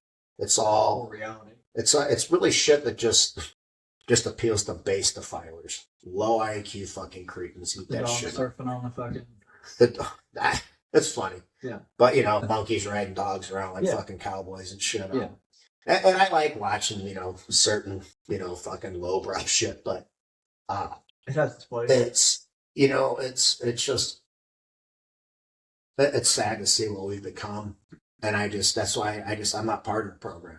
I'm not part of it. You know, I'm not off the grid, but I am completely anathema to typical American life. Yeah. Okay. I feel like you can't be off the grid, especially with what you're trying to do. It's like as fucked up as it is. No, yeah. You have to be. If I really said fuck it, I could easily live off the fucking grid. I could live off the fucking land. But what you're trying to do, it's like you have to have. Same thing with me. Like I have to have Facebook. I have to have necessary evil. Yes, exactly. It's a necessary. How do you utilize the tool though? It's a great tool. Do you want to take it and treat it like a hammer and just smash everything, or Yeah. Do you want to use it? But I've been able to connect with people all over the world. I use. I met you on Facebook. Yeah. Yeah. So exactly. It has its applications. I forgot what we were talking about, but society. Yeah. I to share my experiences, my philosophies, and my outlooks, and hope they will resonate with other people. Listen, I lost everything. Okay. I lived in my mom and dad's basement for a while when I was in my 30s because my You know, some shit happened between my uncle and I. He was on a lot of painkillers, you know, because he had some really painful back injuries and stuff. And, you know, I basically got kicked out of my house at the time. And so I can't, it's cliche as fuck, man. A lot of people have the same story, you know, and I'm nothing special, you know, but I've lost everything and I'm still fucking standing here, man. And I'm still moving fucking forward. I refuse to fucking quit. I fucking refuse to give up. Okay. I left a police department under some pretty hurtful fucking circumstances, you know, and, you know, that still stings, you know, but I have no choice but to move forward. And if my story, my experiences resonate with people, good. You know, I'm here to help you, to pull you fucking back up too. That's what people get mad at me, man. Like the comments from people who I guess don't want to do anything in life, you know, they're just like, you know, you're an asshole, you're this, that, and the other thing. But it's like, I'm not talking to you. Like, you're not the person that Right. I'm talking to. Yeah, not the What I'm saying is, like you said, I'm putting something out there, hoping that somebody that wants to, you know, do better sees this and thinks, okay, well, if this guy can fucking do it, I can do it too. Yeah. So it's like that's my target audience. Inspiring people. If you want to do, like you said, it's your life. You can do whatever you want to do with your life. I'm just trying to let you know that there's another way. Like, you don't have to follow everybody else. When you're encouraged to be not masculine, when you're encouraged to eat junk food, when you're encouraged to do everything to damage who you are mentally, physically, emotionally, and spiritually, you know, hedonism, degeneracy, you know, OnlyFans, porn, all brain rotting, destructive shit. And it's encouraged. You know, it used to be kind of in the shadows. Now It's just out in the fucking open. I'm like, you ain't pulling the wool over my eyes, motherfucker. Exactly. I am trying. I still have a lot of fucking healing and repairs to do, you know, but I'm on the fucking path. Exactly. And I want other people to join us in, you know, with our thing. There's a shit ton of veteran foundations out there and this and that. I'm trying to find that niche that hasn't been filled yet, you know. The profound positive effects that eating properly has on you. Excuse me. With that, I want to say, like you're saying, because you're talking about eating right and how important it is for the body. So can you talk about the importance of your gut microbiome and what eating right does for people? Because I don't think they understand exactly what the hell is going on in here and how much it affects what goes on in here. Okay, I'm going to teach everybody a very valuable lesson right now. The microbiome is not necessarily my wheelhouse, so I can offer you a marginally informed opinion on it. The microbiome is still largely unknown, one. If we were to take what you have in your stomach right now, extract it and set it outside you, guess what? That's going to be different than what's still inside your stomach, okay? It is called your second brain, okay? Physicians, doctors, people going back thousands of years have known that what you put in your body has a very profound effect on you mentally as much physically. I mean, it's obvious. The physical changes are obvious, right? If I eat an extra large pizza every night, and I can do that fucking easily. Oh, yeah. I murk fucking food. Oh, yeah. The physical changes are going to be obvious. The mental ones, probably not so much, but you'll understand what it's like to feel like an addict. Okay, because our body, first and foremost, is a survival mechanism. It serves me no purpose in nature, evolution, or in a survival capacity to be this big jack motherfucker. Muscle is metabolically very expensive, calorically very expensive. Doesn't really do much for me. Okay, so when the body has a chance to store energy as body fat, it does. And it's very good at it. Okay, you know what really helps? Developing all these disgusting foods that are highly sweet, salty, low satiety, so you can eat a fucking ton of it, right? Empty calories. Your body just stores it. Okay, so what I tell people at the very beginning of the training when they sign up, I'm like, look, your body doesn't want to change. Okay, it wants to maintain basically homeostasis and equilibrium. Growing pains. I'm going to get you out of your fucking comfort zone. I'm going to teach you a lot about yourself that you never knew. I'm going to push you. Okay. If you're not 110% on board, come back when you are. Okay. Now, getting back to the microbiome, mark my words, it's going to be the next frontier in medicine, supplementation. But again, it's very, I think it's just hard to study because it's in fluctuation all the time because of the foods we eat, because of environmental stresses. But the bottom line is it was never meant to have all this degenerate processed shit in it. So who fucking knows what the outcomes are going to be? But I can tell you what some of the outcomes are going to be. 70% obesity, 70-something% metabolic syndrome, insulin resistance. That's some of the fucking after effects, right? You know, and it all starts right there in your stomach. It's considered a second brain, okay? When we eat carbs, man, we feel fucking good, don't we? Because that's your body going, feed me more so I can get fucking fatter. Now, So you're done, and you want to take a fucking nap. yeah. Well, again, human beings, we're lazy. Right. We want to lay around, you know, under a shade tree in the savannah. Hey, when that fucking saber-tooth tiger's done eating that fucking mammoth carcass, we'll go carve some of the meat. That's how humans evolved. Okay, there wasn't always an abundance of food. And there's never, ever, ever anywhere on the planet been an abundance of fucking carbs, fruits, or vegetation. Okay, so let that sink in for a second. That's why I put everybody on a species-appropriate eating plan. It's not a diet, it's a lifestyle change. These are the foods we evolved eating. So this is all your biological mechanisms are in line with the food that I put you on. Ruminant meat, so cow, bison, elk, deer, animal fats. That's magic. Basically, anything the FDA demonizes is what you should be fucking eating. I mean, them cunts are telling you to eat Lucky fucking Charms for dinner. It's insane. You fucking nuts. Yeah. That's nefarious shit. Yeah. Something's going on. And I sometimes I get a lot of pushback, you know, people will be like, all I can eat is blah, blah. I said, it's the right tool for the job right now. So yeah, that's all you're going to fucking eat. If you don't want to do it, fine. I don't care. It's your health. You know what I mean? And so what they'll fight tooth and nail. I won't be able to do it. I won't be able to do it. I said, okay. And I bait them right into it. I said, give me a week because I know once their blood sugar stabilizes, once their hormones start to right, once your microbiome starts to heal and work more efficiently, once your digestion starts to heal and work more efficiently, and you get that fucking clear laser-like focus all day, you don't have the blood sugars ups and downs, blah, blah, they're going to want to do it anyway. I feel so fucking good. My cravings are gone. I'm like, yeah, I laid the fucking trap and you walked right into it. Congratulations. Yep.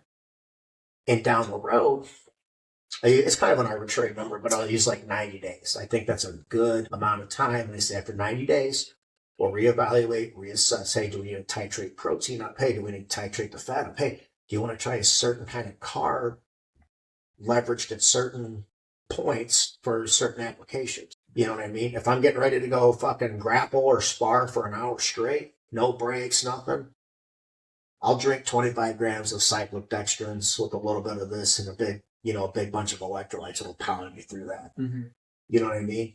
But everything I do has a very specific application. Every time nuance does. And yeah, the microbiome is going to be now think about it. If everybody ate a proper species appropriate eating plan, the need for medicines would basically evaporate in no time.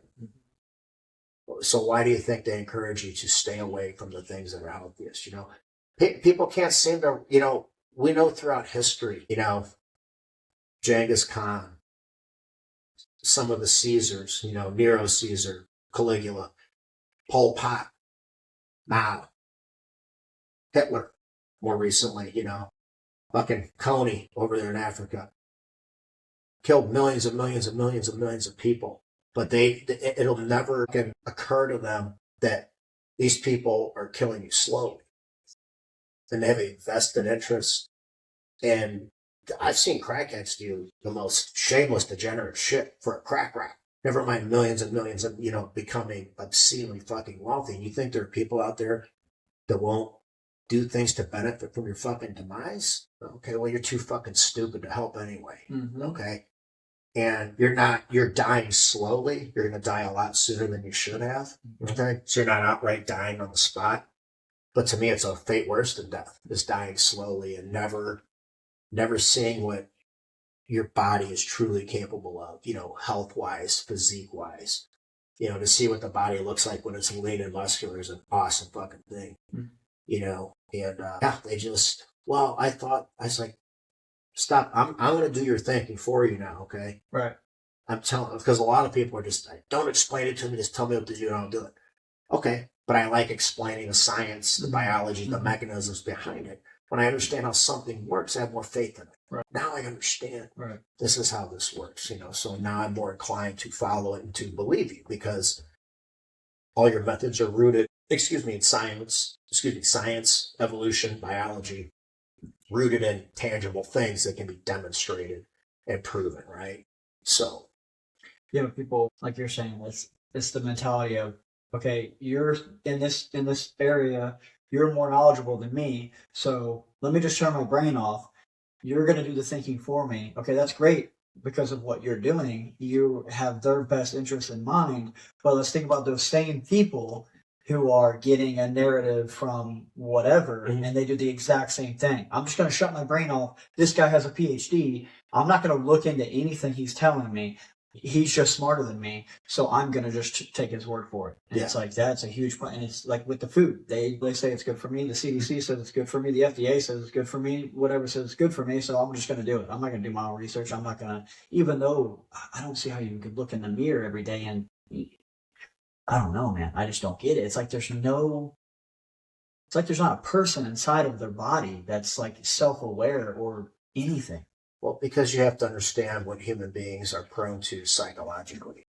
Programming, confirmation bias, appeals to authority. Perfect example, an appeal to authority would be, well, so-and-so's a PhD and he said it. That's a logical fallacy, okay? Because this is, since we're talking about nutrition and training and stuff, I'll take somebody a lot. So every bodybuilder on earth that made it to the pro level is basically a 1 in probably 5, 10 million genetic freak. Their genetic potential is not limitless, but as close as limitless to limitless as you can get. Okay, genetic freaks, their genetic capacity off the charts. Okay, so basically, they probably have low myostatin levels. Myostatin is basically a muscle inhibiting gene. Some people are lower in myostatin, so they build muscle way easier. Okay. And I always like to throw my best friend under the bus, okay? So people don't think I'm just being an asshole. Amazing genetics, okay? Amazing freaking genetics. But he also worked very hard in the gym. He was very consistent, okay? He was very disciplined and dedicated for years and years and years. So he built that physique. Now, when I look back, our training methods weren't really rooted in science. There's a lot of bro science, you know, fucking 8 sets of this, fucking to pump this. Now that I understand all the real drivers behind hypertrophy, myofibrillar protein synthesis, sarcomeres, you know, fucking all the minutia of it, now I'm sitting there, man, we would have looked a lot fucking better had we trained optimally, you know. And so these people will make progress no matter what they're doing. So they look good in spite of what they're doing, not necessarily because of it. Also, we all know the people that can eat whatever the fuck they want and still look good. Why would I listen to that fucking asshole? Right. That guy's eating maple fucking crawlers. You know, you don't know what the fuck you're doing. Obviously, because everything you're doing flies in the face of fucking the mechanisms that really fucking, so you are a genetic outlier. You might put in the work, you know, but I've seen a lot of these guys don't listen. I'm 46 years old. Any gym I go to, I'm the hardest fucking trainer in there. Bar fucking none. I'm pushing until my fucking nose is bleeding, till I look like fucking, you know, remember Total Recall when Arnold's eyes are all fucking out of his head? I'm like, yeah, you know, I'm fucking pushing hard, but I probably got some of the lousiest genetics in there. I have worked for every fucking ounce of muscle I have, and I still don't know we will never know. You can't, because you'd literally have to fucking have, there's millions of variations you'd have to tightly control for every tiny aspect of the entire process. Recovery, everything. It would take 1,000 fucking lifetimes to even get close, okay? recovery, fatigue management, nervous system, and all these things. So what I do is I said, okay, since we will never know what the best thing to do is, we have to go with the demonstrable science. So everything I do starts with demonstrable science, okay? And then I go forward from there. I don't go here and work backwards looking for things to bolster my assertions or theories or hypotheses, right? I go with the science and move forward. And this is what I believe to be as optimal a program as I can really kind of fathom. You know what I mean? Right. I try to optimize every, and am I right about all of it? I don't know, but I'm very confident that through all my thousands of hours of research and application, and not only anecdotal studies, but reading the studies of thousands and thousands of other people. I'm like, success leaves clues, right? I'm like, what do all these things have in common? Boom, boom, boom, boom, boom. Let's put that together. Now let's dissect all of this, working backwards. If it's rooted in science and it's applicable, I think it's pretty legit, right? Right. So it's the fuck were we talking about? I'm so bad about stuff. Yeah, so I'm So especially when we get sidetracked. all right, give me a fucking topic, goddamn. Okay, so I want to bring something up. So me Sure. and my son's 7. We were doing 100 push-ups, 100 squats, just body stuff every single day. We made it to like 100. We were trying to go for 365 days straight. So we made it to like 110 days. Now, I know for a fact that I was not eating enough protein. I wasn't sleeping enough.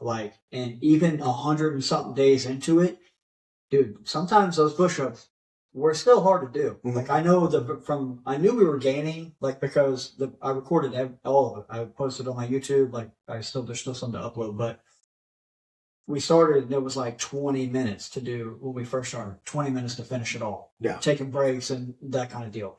Towards the end, we were 60 days in, 50 days in, or whatever. They were knocking out 100 push-ups, 100 squats in 7 minutes, 8 minutes. So it's like I knew that there was definitely gains being done, but it was like, Well, there were adaptations being made. I was curious, like how much harm was I doing by not giving my body rest days, If you're not eating right? you got to look at it like this: if you're progressing, you're not necessarily doing harm. Think about that. If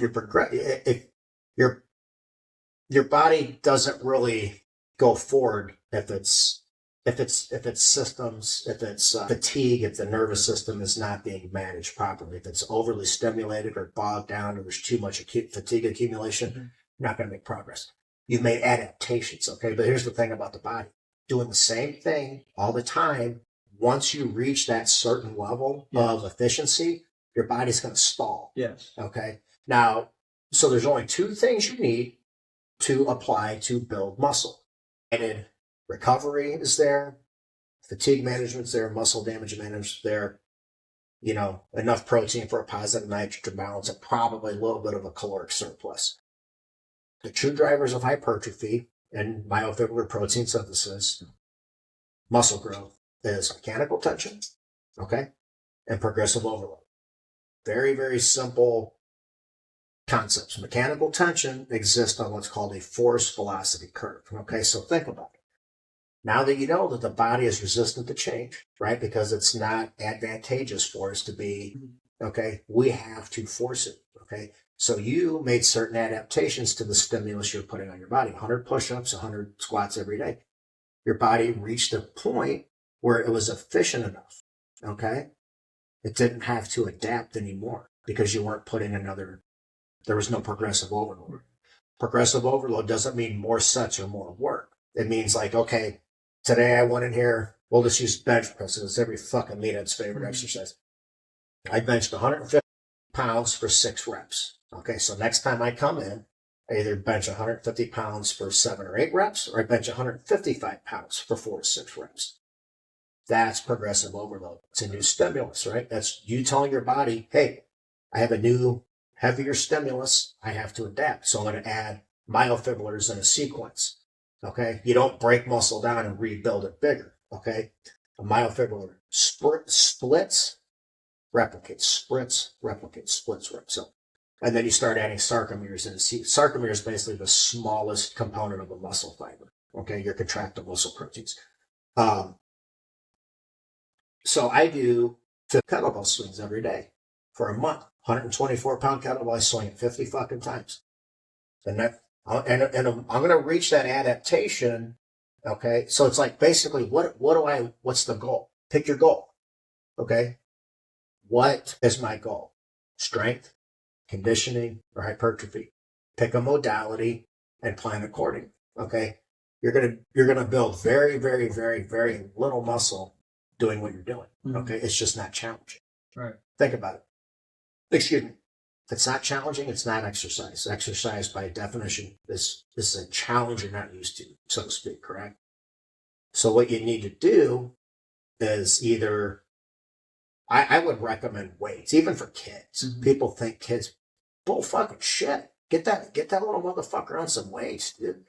You know, my best friend Oliver, you know, he's 8 years old now. He's fucking ripped.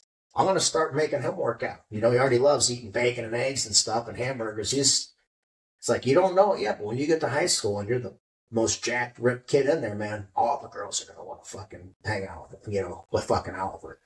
But, you have to, it's like evolution. Outside pressures cause changes, right?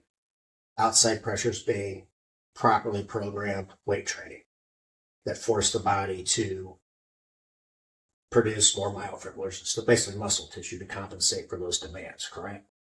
So if you have your recovery in order, fatigue management is managed, muscle damage is low, central nervous system fatigue is low, you're able to recover. So my program, I aim to optimize all those aspects. So I said, hey, give me a snapshot of your week. Let's cut out this, this, and this. It's all a bunch of unneeded fucking stress because guess what? Fitness should be the fucking cornerstone and bedrock of your fucking life. Everything else becomes easier. Everything else falls into place. So what? I couldn't think of anything more special, more important in like a father-son relationship than like having something like that together. Mm-hmm. You know, like my dad worked a lot. So there wasn't a lot of free time for playing catch, mm-hmm. working out together, you know. I did that with my stepdad. He owned a gym, and man, that was just the neatest fucking thing, you know. But having a son your age, working out together, fishing together, things like that. You know, of course, there's all the, you know, the emotional and mental aspects. You know, you got to be his role model, show him how to handle problems, mm-hmm. you know, stress management, problem solving, things like that. But, yeah, working out together is just it's the funnest thing. That's kind of why we started doing it. Yeah. Like, honestly. Yeah. It wasn't even really like, you know, to get muscle or what. It was more like a discipline thing. I can tell you right now, that was the longest I've ever done anything healthy right. in my entire life. Yeah. Consistently. Yeah. Now you can make progress like that because it was a stimulus your body wasn't used to. Yeah. Okay, but there comes a point where your body, you just, like with fat loss, grinds to a halt. Okay, well, we got to add a new stimulus. Okay, right. We either got to probably, and typically people go the wrong way. They cut their calories even more and put more demand on their body. That's not how it works. Okay, I don't do contest diets, not my wheelhouse because I don't give a fuck about it. Okay, but what happens is when people start to diet for a show, the first thing they should do is cut their volume. They're already doing way too much junk fucking volume. Mm-hmm. Okay, so they're accumulating a lot of fatigue. So what happens is when you're weight training, you get to like a certain rep range, your muscles start to release what are called calcium ions that kind of will start to degrade mitochondria and everything. Okay, we want to minimize that, right? So you want to slash your volume. It's like quality over quantity. Mm-hmm. You know, it's just like, hey, I give myself 2 working sets, sometimes just 1, because guess what? That's what the science demonstrates. Okay, you know, I've dug real deep. And bodybuilding's always been a fascination of mine. What do you mean by working sets? So a working set. So you have, you got a couple. You got the Henneman size principle and called an effective reps model. Basically, you want to target the high threshold motor units, which are most prone to growth. Okay, you target those through force production. So basically, lifting heavier. Now you can get mechanical tension from any rep range. I could curl a fucking pencil 100 times. And remember I told you about the force velocity curve? Once that starts to involuntarily slow, Okay, because I'm starting to fatigue, that's where I'm getting the mechanical tension. So think about it. Let's say curling or benching 135 pounds, you got a 10 rep max. The first 3 reps aren't going to be very difficult, are they? Right. So think about it. It's just kind of instinctual that those reps really don't mean a fucking thing. Right. Now, getting close to 5, 6, 7, getting slower, that's mechanical tension. Okay. We want to keep it in the lower rep range to manage fatigue and muscle damage and nervous system fatigue. Does that make sense? So when people, hey, what do you do for blah, blah, blah chest? I do 2 sets of incline plate press, 4 to 6 reps. That's it. I'm like, yeah, because I do it right and I understand how these things actually work. Right. Okay. You're taking, now some people are doing enough of the right things to get results, but it's not optimized. Why wouldn't you want to optimize it? Okay. It's the same thing with the foods I put people on. There is a massive difference between 8 ounces of fucking beef and 8 ounces of fucking chicken. Way more return on your investment with the beef. Okay. An 8 ounce piece of fucking boneless, skinless chicken, amino acid profile is not optimal. You know, it's raised on soy pellets and God knows what else. Pure protein. Okay. Very, very, very few places in nature we find pure protein sources. It's almost always connected to a fat source. And that's how our bodies evolved and adapted to eat proteins and fats. Okay. You run into a lot of problems when you mix carbs and fats. So if I were to say, hey, where in nature do you find carbs and fats occurring naturally together? Where would you say? I mean, I don't know of any off the top of my head. It's a very specific application for a very specific amount of time for a very specific thing. Mother's milk. Okay. So in nature, we want to fatten that baby up, right? We want to get it as fat as fucking possible because it might not have fucking food. All fat is internal energy, stored energy is all it is. So you take all the growth factors in mother's milk, lactoferrin, collagen. It's an amazing fucking thing. It's amazing shit. That's why those things, fucking Monday, that little motherfucker's this big. Wednesday, he's like this big. It's like he's got hamstrings. It's just like, what the fuck? But that's the fucking application it's designed for, is to fatten fucking baby infants up. Okay. So when you eat carbs, we get a rise in insulin, right? Now you can get insulin when you get an insulin response from anything you eat, but carbs specifically, and protein has what are called insulinogenic amino acids. So certain amino acids also give you an insulin spike. So I'm like, okay, what do we really need carbs for? If we get an insulin response from proteins and this and that, it's just like, it's the only macronutrient that's not essential. Your body actually can synthesize it through a process called gluconeogenesis. Glucose, new, genesis, the beginning of new glucose, right? How long does that, okay, so like I know you're big on a carnivore diet, so how long does that process take? I like that eating pattern because to me, for one, people way smarter than me that understand these mechanisms far better than I do said, hey, this is a species appropriate eating pattern. This is what we evolved. And they broke it down. And I'm like, I'm convinced. Okay. And I've seen the fucking massively profound positive effects it's had on so many people, hundreds of thousands at this point, reversing type 2 diabetes, skin problems. One of my trainees, Keelan, her rheumatoid arthritis is going away. Okay. It gets rid of all that systemic inflammation, which is, again, the root of most Western diseases is inflammation. Do I think carbs are evil? And this is like, I think the context is everything.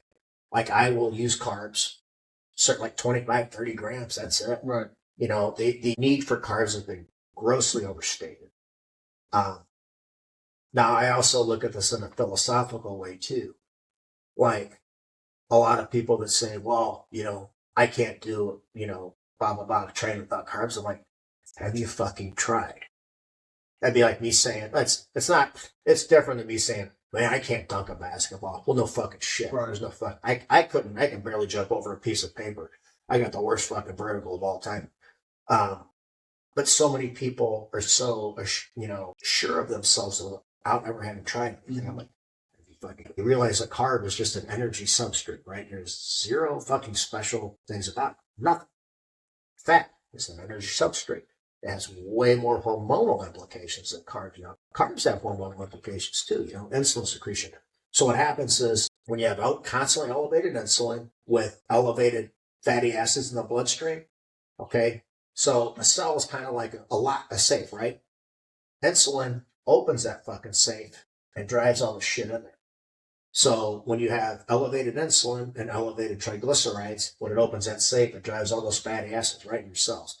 That's why it's not a good idea to eat them together. If I'm going to eat carbs, I just eat them by themselves. Do like one bolus a day, something on a cheat day or something. But to me, it kind of makes sense logically that because nature is a closed system, whereas every bit of part of nature is, every other, bit of flora and fauna. And we should eat accordingly.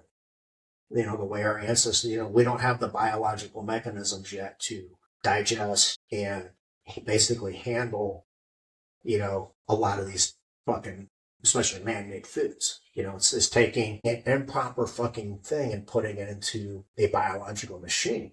Okay, if I went and dumped fucking Crisco into my lawnmower, it's gonna sputter and fuck. It's like, right. It's the same thing with human beings. It's way more complicated because there's tens of thousands of fucking biological processes going on at any given time.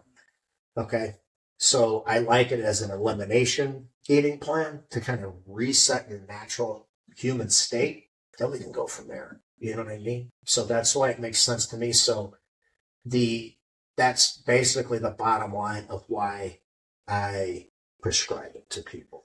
So I tried to do that, but I feel like, okay, when I was doing it, this is probably like day 60. I have a video, I remember. It was like around day 60 doing my push-ups. We were probably down in the 10-minute mark, so it wasn't like super good. But I tell you, these were the hardest fucking push-ups out of the 60 days that I had done thus far. And I'm like, I had no energy. But I thought it was because I just wasn't eating enough protein. Like, I would try to do the carnivore, but I think I wasn't supplementing my body with enough. There's a couple different schools of thought. Ted Naiman, Ted's a genius. I like I like what he promotes, which is high protein, and then you just leverage your fat for energy needs. And then you get kind of the opposite school of thought, a lot of fat. And then the more fat you eat, the less protein you actually need. The only way to know is to do it for yourself and see which one works. And I say don't do anything less than 12, maybe even 4 months, 16 weeks. Okay? Because you got to give your body time, man. Everybody wants it to fucking happen. I'm like, listen, some things are going to happen right away. Some things, it takes some people up to a year before their body finally fucking starts to function optimally, or as optimal as possible. So what typically happens during the transition phase, okay, for one, you got to deplete your body of glycogen, which could take a few days. Okay, if you do some highly glycolytic exercise, you can speed the process along. But I always put people on electrolytes, okay, because for every gram of glycogen your body stores, you hold about 3 to 4 grams of water with it. So you're going to lose some intracellular hydration, okay? And when that happens, you lose electrolytes as well. Okay, well, sodium is very, very important for, guess what? Adrenal function, energy. Okay, so we want to replace those electrolytes. Okay, so I get them on the electrolytes. Holy shit, I feel good. I'm like, yeah, because now your adrenal function is optimized too. You don't need 18 fucking monsters a day, to function. Oh, dude, I'm the worst about it. I'm the fucking worst. So it's just like, hey, okay, this is the problem. Let's work backwards. Let's see what we're missing. Hey, I don't have the energy. Okay, am I eating enough? Am I getting enough sleep? Am I recovered? Typically, the energy problem is, so you get energy toxicity, where you get too much fats, too much carbs. Okay, you start to store body fat, or not enough. And most people don't eat nearly as much as they think. Okay. Yeah, you really. I do like 2 pounds of beef a day and up to about 10 eggs. That's about good for me. I'm sitting like 180 with fucking abs. I'm fucking fine. I don't need to get paid. Perfect physique, dude. Well, hell, I mean, gotta give the women what they want. Yeah, my guess would I'm be 170. Yeah. So that's like, it's crazy. It's insane, like the difference of muscle versus fat and like being the same weight. Because you look at some guys and you're like, how the fuck are you 180 pounds? But like you're just muscles chiseled, yeah. dude. And then I'm 180 pounds and I look like a fucking blob. Well, because with systemic inflammation comes a lot of fluid retention. So I tell people, I'm like, look, I'm not a genius. I'm not a miracle worker. I haven't stumbled on some secret fucking, magical fucking thing. I said, well, I just understand how the body fucking works. When we eliminate all that inflammation, we eliminate all that subcutaneous water, all that water that's sitting around your fucking organs and shit causing hypertension and blood pressure issues. So that initial, remember when fucking Atkins was huge, 20 years ago? Yeah. Atkins have been around for fucking decades. Keto's been around for fucking decades and decades. It used to be used to treat children with epilepsy and seizures, but that was like 90% fucking fat. So, and there's a lot of implications for using keto for Alzheimer's because it's an inflammation in the brain. Okay, and it has a lot of applications. But mostly, I think it's just eliminating all the fucking shit that's causing all the problems. It's not fucking rocket science, man. It's like fixing a fucking car. Hey, like most chicks probably have metal flakes in their fucking engines because they never change the oil. Shit's like, well, let's fix the fucking problem. Now the car's running properly again. Get rid of the shit that's causing the problems. And it just so happens that at this point in fucking human history, it's all the refined processed shit. Even fruits and vegetables I have a problem with because of pesticides, oxalates, phytin, all these things, Fertilizer. A friend of mine said I got kidney stones because I was doing all the kale and spinach smoothies. I'm like, you ever looked at those things under a microscope? They look like shards of broken ice. I'm like, dude, I can imagine that shit coming out of my fucking pee hole. You know what I mean? So that initial reduction in weight, I said, listen, you're going to lose a good amount of weight up front. They're going to hit the fucking wall. I said, but that's fucking fine because now we start the fat burning process. Don't get frustrated. Progress is not linear and it's not fast, okay? All that fluid we're losing is because we're depleting your glycogen, and that in turn pulls the water out that's stored with it, which is okay because we're replacing the electrolytes, which also help with intracellular hydration, which is a very good thing. I want the water and the fluid in my cells. I don't want it under my skin and hanging out around my organs, right? And you'll see a lot of guys that they're not overweight. They're even fairly lean. They'll have like that flap of skin right here. Yeah, turkey neck or whatever you want to fucking call it. Personally, I like having that fucking Captain America looking square fucking jaw, right?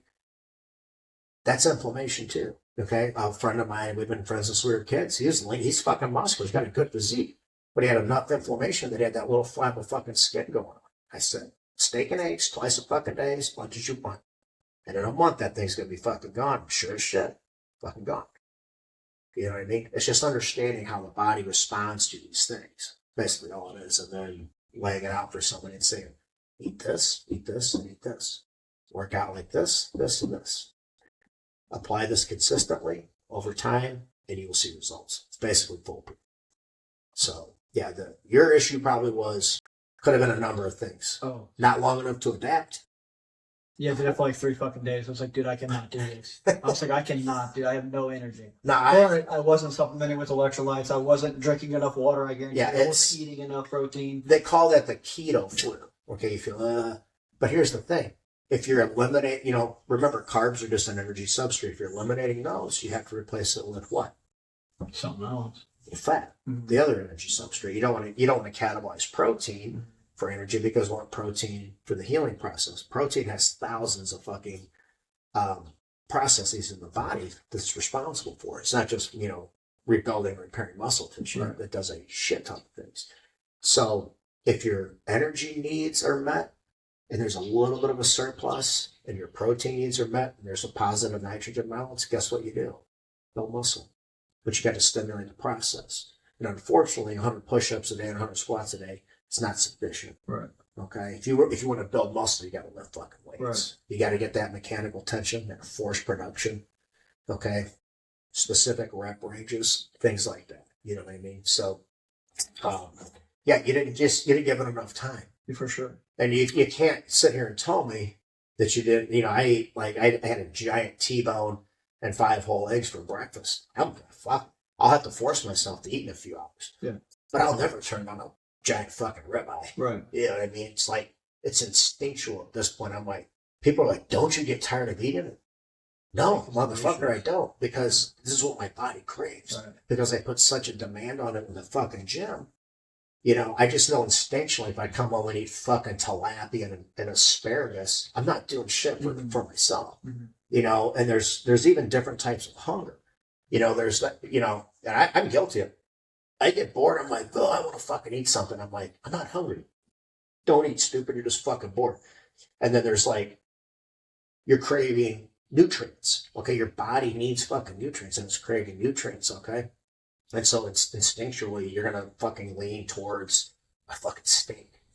You know what I mean? As opposed to some fucking, skinless, boneless fucking chicken breast. That's not going to have very much return.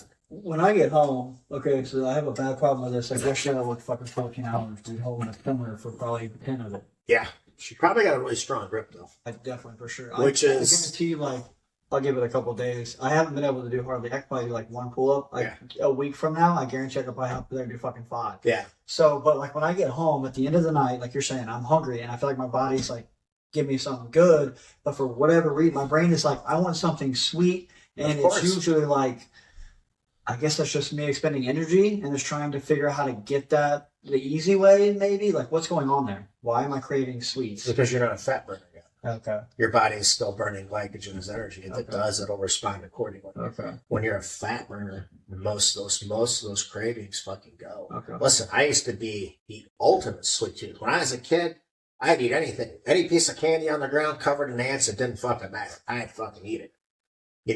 Now, I think if somebody said, ideally, what would you put every American on? Diet-wise, I'd say get everybody fat adapted, and then you build the machinery for metabolic flexibility, meaning you can use carbs at certain times, but as soon as you burn through them, you're right back into fat burning, Mm-hmm. I feel like, honestly, the body probably gets a little confused when you're giving it multiple energy substrates, like, well, I got carbs and I got fat. That'll burn through the carbs first, only because it's a much more readily available source, but it's just like, okay, well, I don't have to burn the fat because I'm being fed fucking carbs. As opposed to, okay, I'm getting nothing but fucking fat, so I have to build the biological mechanisms to become an efficient fat burner, which is our default setting. Okay, and when people argue against that, I say, okay, well, let's just do a 30-day challenge. You basically live off the vegetation in your yard, okay, and I'll make it easy. Just, go live off the fucking fruits and vegetables you get at the grocery store, and I'll just live off the fucking steak. We'll give it 2 months so you can really see it, okay? You're probably going to have diet of malnutrition and a negative fucking energy fucking level. I'm going to be flourishing. It's just a fucking reality of how these things work. People are very emotionally attached to their food. It's bizarre. They're emotionally attached to everything. Their daily routines, their workout routines. I'm like, hey, can I offer you some advice? Well, whoa, and I fucking this is why that handle's a piece of shit. Internal rotation. There's no shoulder fucking, extension. There's no this, there's no that. There's no scapular retraction. Well, I'm just like, well, why do you want to work so hard and get no return on your investment? Right. Because you're emotionally fucking attached to it, dummy. And I like to use analogies because sometimes it just clicks with you, and so I say, if I have to fucking dig a ditch, I can do it with a spoon or a fucking shovel. Same results, but one of them's going to be a fucking lot faster, a lot easier, and a lot more efficient. But pick the fucking shovel. Some people will pick the spoon just because. You know what I mean? I don't know. I'm trying to figure out how to work around that with people or work through it. Try to get their mind to fucking kind of change their thought process. But back to your question of views, just you didn't give enough time to adapt, and you got to replace that energy substrate with fat. If you're eliminating carbs, you need fat for energy. That's a much more concentrated form of energy, okay? And I just feel that the hormone, people say a calorie is a calorie. No, it's fucking not. Not at all. Well, thermodynamics, I'm like, it's been demonstrated people can build muscle in a caloric deficit. So there's fucking things we still haven't figured out. Mm-hmm. You know, like what is the purpose of DOMS, delayed onset muscle soreness? Who fucking knows? You know, we still don't understand the applications of it yet. And the driver behind these things, you know. But I always keep up with the latest fucking science. Demonstrated, demonstrable, proven fucking science, okay? And this is where we're at right now. And this is what I feel like is, and I do it myself. I put my money where my mouth is. I don't tell people, hey, eat steak and eggs twice a day, then I come home and eat chicken and fucking rice. Right. You know what I mean? So. Okay, so you're saying, the thing like we still don't know. Okay, so my fiance is fucking vegetarian. I did that shit for like 2 years and it's the worst. She went and got her blood levels done. Okay, and she does not fucking eat enough. Like 1,000%, she does not eat enough. When she eats like dog shit, processed shit usually. You know, occasionally she'll have her chickpea bullshit that she eats, but she got her blood levels checked. Okay, and it's like, oh, your protein levels are fine, and these levels are fine, and this, that, and the other. And it's like, I'm like, I know you're not like optimizing. There's just no fucking way. Squeak. So like, how is it showing that your levels are acceptable, but like... I know exactly what you're asking. Yeah. It's, so the body is incredibly efficient at taking what you give it and using that for the needs.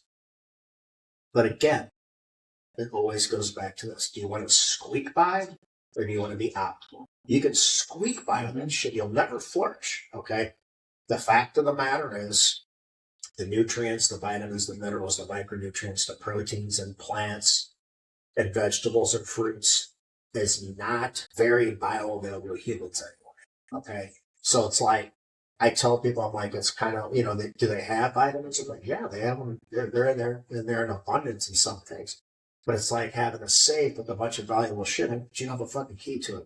We don't have the biological keys, the digestive tract, the cecums, all these things to access that shit. It's just the fucking way it is, man. Stop arguing against it. You just look like a cunt. Okay? If it was that, if all that shit was super bioavailable, highly nutritious, complete amino acid profiles was all in vegetables and fruits and blah, blah, blah, blah, blah, and not steak and eggs, I'd be eating that. But I go where the science leads. Okay? I don't follow my fucking emotions. I love vegetables. I love fruit. But I'm not under the impression they're doing anything for me. Okay? For one. Two, they're nothing like nature intended. You ever seen, I've seen a banana in the jungle. It looks like a fucking green cigar. Yeah. Okay? Super smart. I used to eat crab apples when I was a kid. I take a bite of it. You know? Everything you eat has been genetically modified. It doesn't mean it's for the worse. But what happens is they've also designed them to be hyperpalatable, loaded with sugar. Okay? Let's say that, you know, fucking, so spinach is a bad one for like pesticides and oxalates and shit. Kale's one of the worst. Remember a few years ago, that was the ultimate soup. I used to put, I shit you not, I have a fucking blender this full of got spinach, kale, blueberries, blah, blah, blah, blah, blah, everything. Did I have any adverse effects to it? No, I didn't. But now I know that it wasn't doing fucking anything for me either. Right.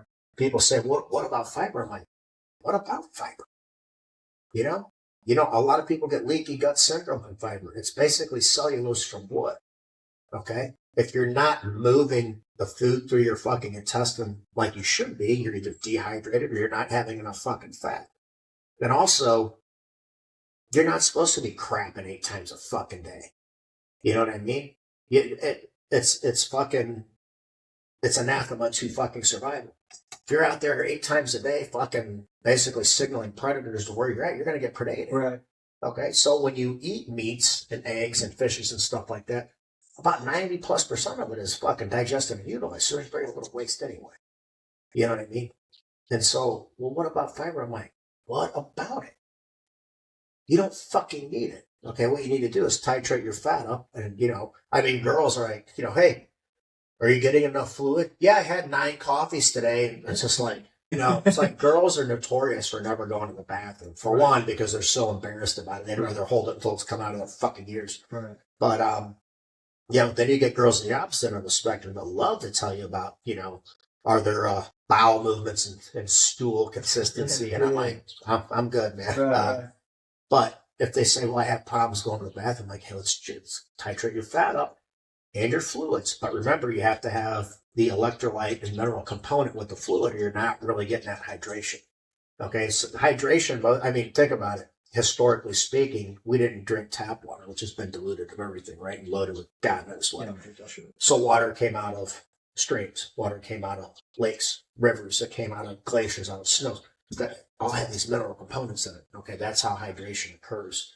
And so I say either drink mineral water or basically titrate your electrolytes up. So you're getting water. So you can spring water, yeah, mineral water, things like that. Yeah, that's much better than tap. Yeah.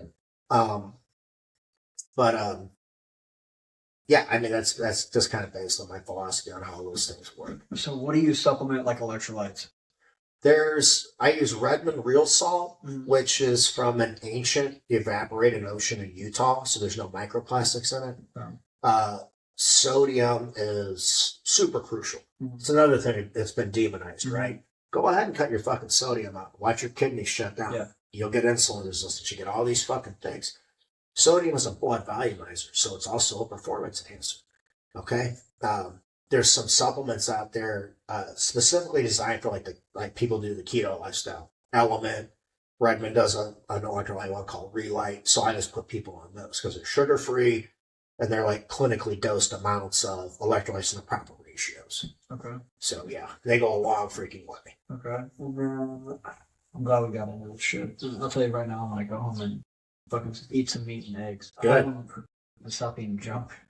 I keep telling my fucking guys, I'm like, just stop buying this shit, please, for the love of God. I have no willpower and I have no fucking discipline. So for me, I have to take it out. That's what I tell people. I was like, you see me and I do this shit. It's like, don't think I'm like some superhero, some fucking guy. It's like, I have the same problems that everyone else has. And the way that I get around them is taking the temptation away, taking the access away. Because it's way easier to not have to fight with yourself on, I got a Reese's in the fucking cupboard. Okay, don't eat it. Versus it's not even there. I have no opportunity. There's that, but there's also when you eliminate the cravings and you just that falls down to willpower.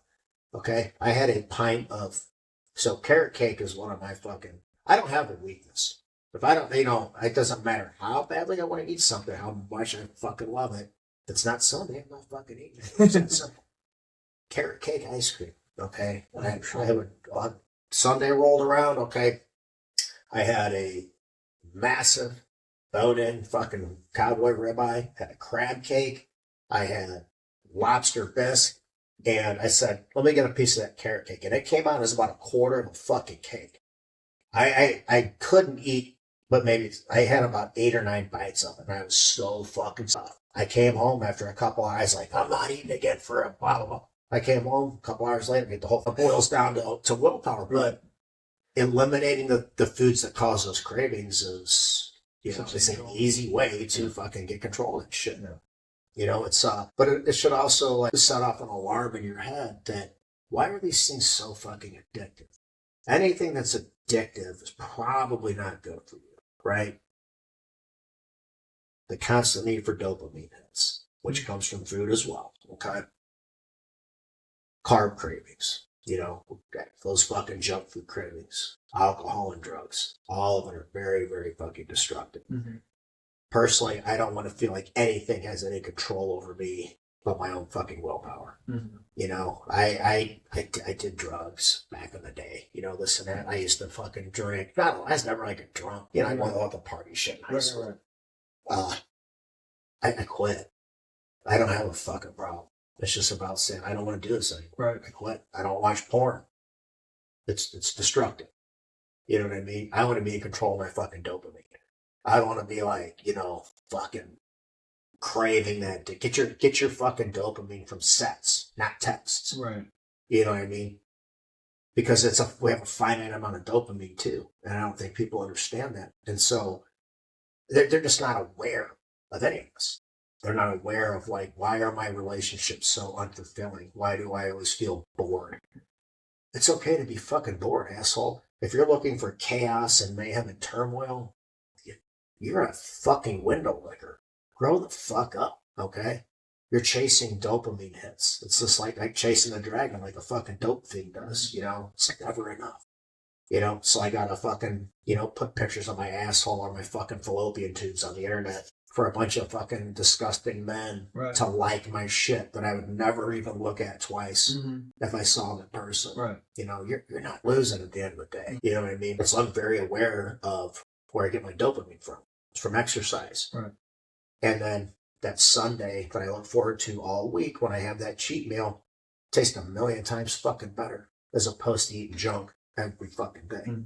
You know, it teaches you how to appreciate things again too. Self-discipline does, you know. I noticed yesterday, so I usually, when I'm working, I'll have headphones in, listen to a podcast, listen to music, whatever. Well, I didn't, my headphones are broken, so they're not really working. Bro, 14 hours for the first time in a long time, just to myself. And the amount of like things that I think of or, you know, ideas that I get or whatever is like tenfold. It's not even comparable. It's like you're saying it's great to be bored because when you're bored, that's when this fucking actually starts working and you start thinking about things. And when you're constantly you're never thinking for yourself. You're never thinking for yourself. It's super detrimental to everything. And these, you know, the people that built these things for you design them in a way to make you, they design them like slot machines, you know, and it's just like that. Again, there are people that are out there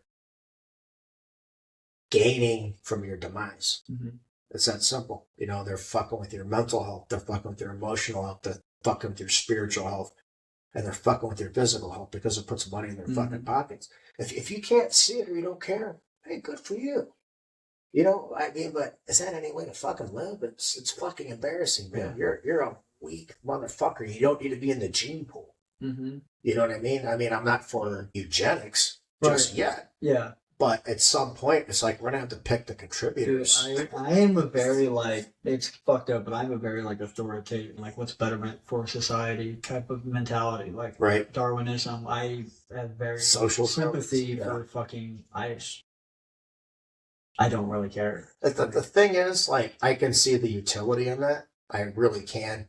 But then that's what it's about. That's what I mean to me, because I'm kind of the same way as you. Like everything needs to have a purpose. Everything has a structure. It's like, so what are you doing? Like, what are you doing for society? If you're not doing anything, then you're just a leech. You're useless. Like, what's going on here? The way I look at it is we don't have a collective objective standard for anything. Right. Okay. I mean, you get people that want to legalize sex with kids and shit. We're in an age of serious decline. Yeah. Okay. It's bad. You remember when Nero played the fiddle while Rome burned? We're getting very close to that. Complete degeneracy, no self-discipline. When there's complete anarchy and freedom, there is no freedom. Okay, now you're completely bound by your fucking base defiler proclivities, which people just don't fucking think of the logical conclusions. It's like, man, you stupid motherfuckers are going to keep pushing and pushing and pushing until you step on my fucking feet. And I'm going to bury you where you fucking stand. Didn't think about that, did you? It's like, send anybody you want. Just don't send anybody you want back. Because I will fucking murder you. Okay? Leave me the fuck alone. Stay the fuck out of my face. Don't harm kids. I'm a live and let live guy. Until you fucking push me in that fucking corner, right? But they are. Like, even subliminally they are, because all the shit they're doing it's affecting the kids on like a. I know. Listen, I get it, but that's where the parents come in. You know, when I see a child with a device, I want to smack that fucking dad right in his fucking mouth. Like, you are a fucking failure. I was at dinner, Mexican restaurant, which is usually my go-to for a cheat day, and it was a family. There was 2 little girls, probably no older than 6. Fat. Not husky, not plump, you know, fucking fat. Mom and dad, both fat fucks too. You remember that scene in Roadhouse where fucking Dalton smashed the guy's face into the fucking table? I wanted to be like, boom, look at your fucking kids, you fat tub of useless shit. You know what I mean? I really do wish we had certain fucking things in place where people would be like, your child is fat. We're taking your fucking child away from you. Mm-hmm. Your child is emotionally and mentally neglected. Giving that fucking kid a device is not parenting, you lazy piece of fuck. Okay? Tell that kid to go out, lay in the fucking grass, get chiggers, play with a stick, find shapes in the fucking clouds, make mud pies, be a fucking kid. Get up. I mean, I fucking saw, I knew it was coming, okay? I had a girlfriend, this is going back quite a few years. Her daughter was, I think, 10 at the time. And we're looking on fucking battery life here. 100%. Shit. yeah, we can wrap up. Yeah, we gotta wrap it up. Okay. Okay, one more thing, real quick. Yeah. People who want to get into exercise, they don't know what to do. What would you recommend? How do they start? At home, go to the gym, anything, walk. Walking is a basic human function. Some people, It's a great thing, but also I feel like if walking is exercise to you, then you're in really bad fucking shape. Yeah. So I feel like we should have a standard in America that every American child, before you get a fucking diploma, should be able to knock out a bunch of dead hang pull-ups, some push-ups, and something else, you know? We are the fattest, laziest, most anxious, sickest, metabolically fucked up that we've ever been in human fucking history. It's disgraceful. So if you do want to take control of your life, you don't want to be a fat fucking slob. If you want to see your body develop to its limits in a good way, then find somebody that knows what they're doing. I'm not even saying come to me. I'm not a selfish guy. I want to help you, but I want you to find somebody that you know fits. It's kind of like going to a BJJ. Hey, find the atmosphere you like. Mm-hmm. I would never tell anybody to not go to my friend Jamie Spicer. Awesome guy. He runs an extremely successful, fitness, personal training med spa called Precision Nutrition. He's got some very solid people underneath him. I really like what he's about. My friend Tom Kelso was a strength and conditioning coach at USC, I believe. He was a Division I strength and conditioning. I've learned a ton of stuff from him. You know, we still keep up with each other fairly regularly. Do something, man. Start the fucking ball rolling, but just educate yourself. Yeah. You know, everything that I learned myself through studying, you know, listening to people that know way more on the subject than I do, and then seeing all those philosophies and applications demonstrated in real life. And I understood, okay, this is how it works, because I saw how it works. As opposed to, well, here's a fucking tool. Mm. Well, what does it do? How does it work? Show me. Right. Bing. Now I understand it.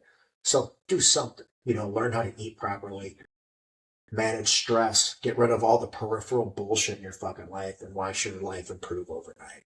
So either educate yourself or find somebody who's already got the education. You have every bit of recorded piece of knowledge in human history at your fucking fingertips, and you'd rather watch dogs rake fucking surfboards. So I'll just leave it at that. I think we'll end it on that. Yeah. All right, man. It's good talking to you. Yes, sir. Thank you so much. Yep.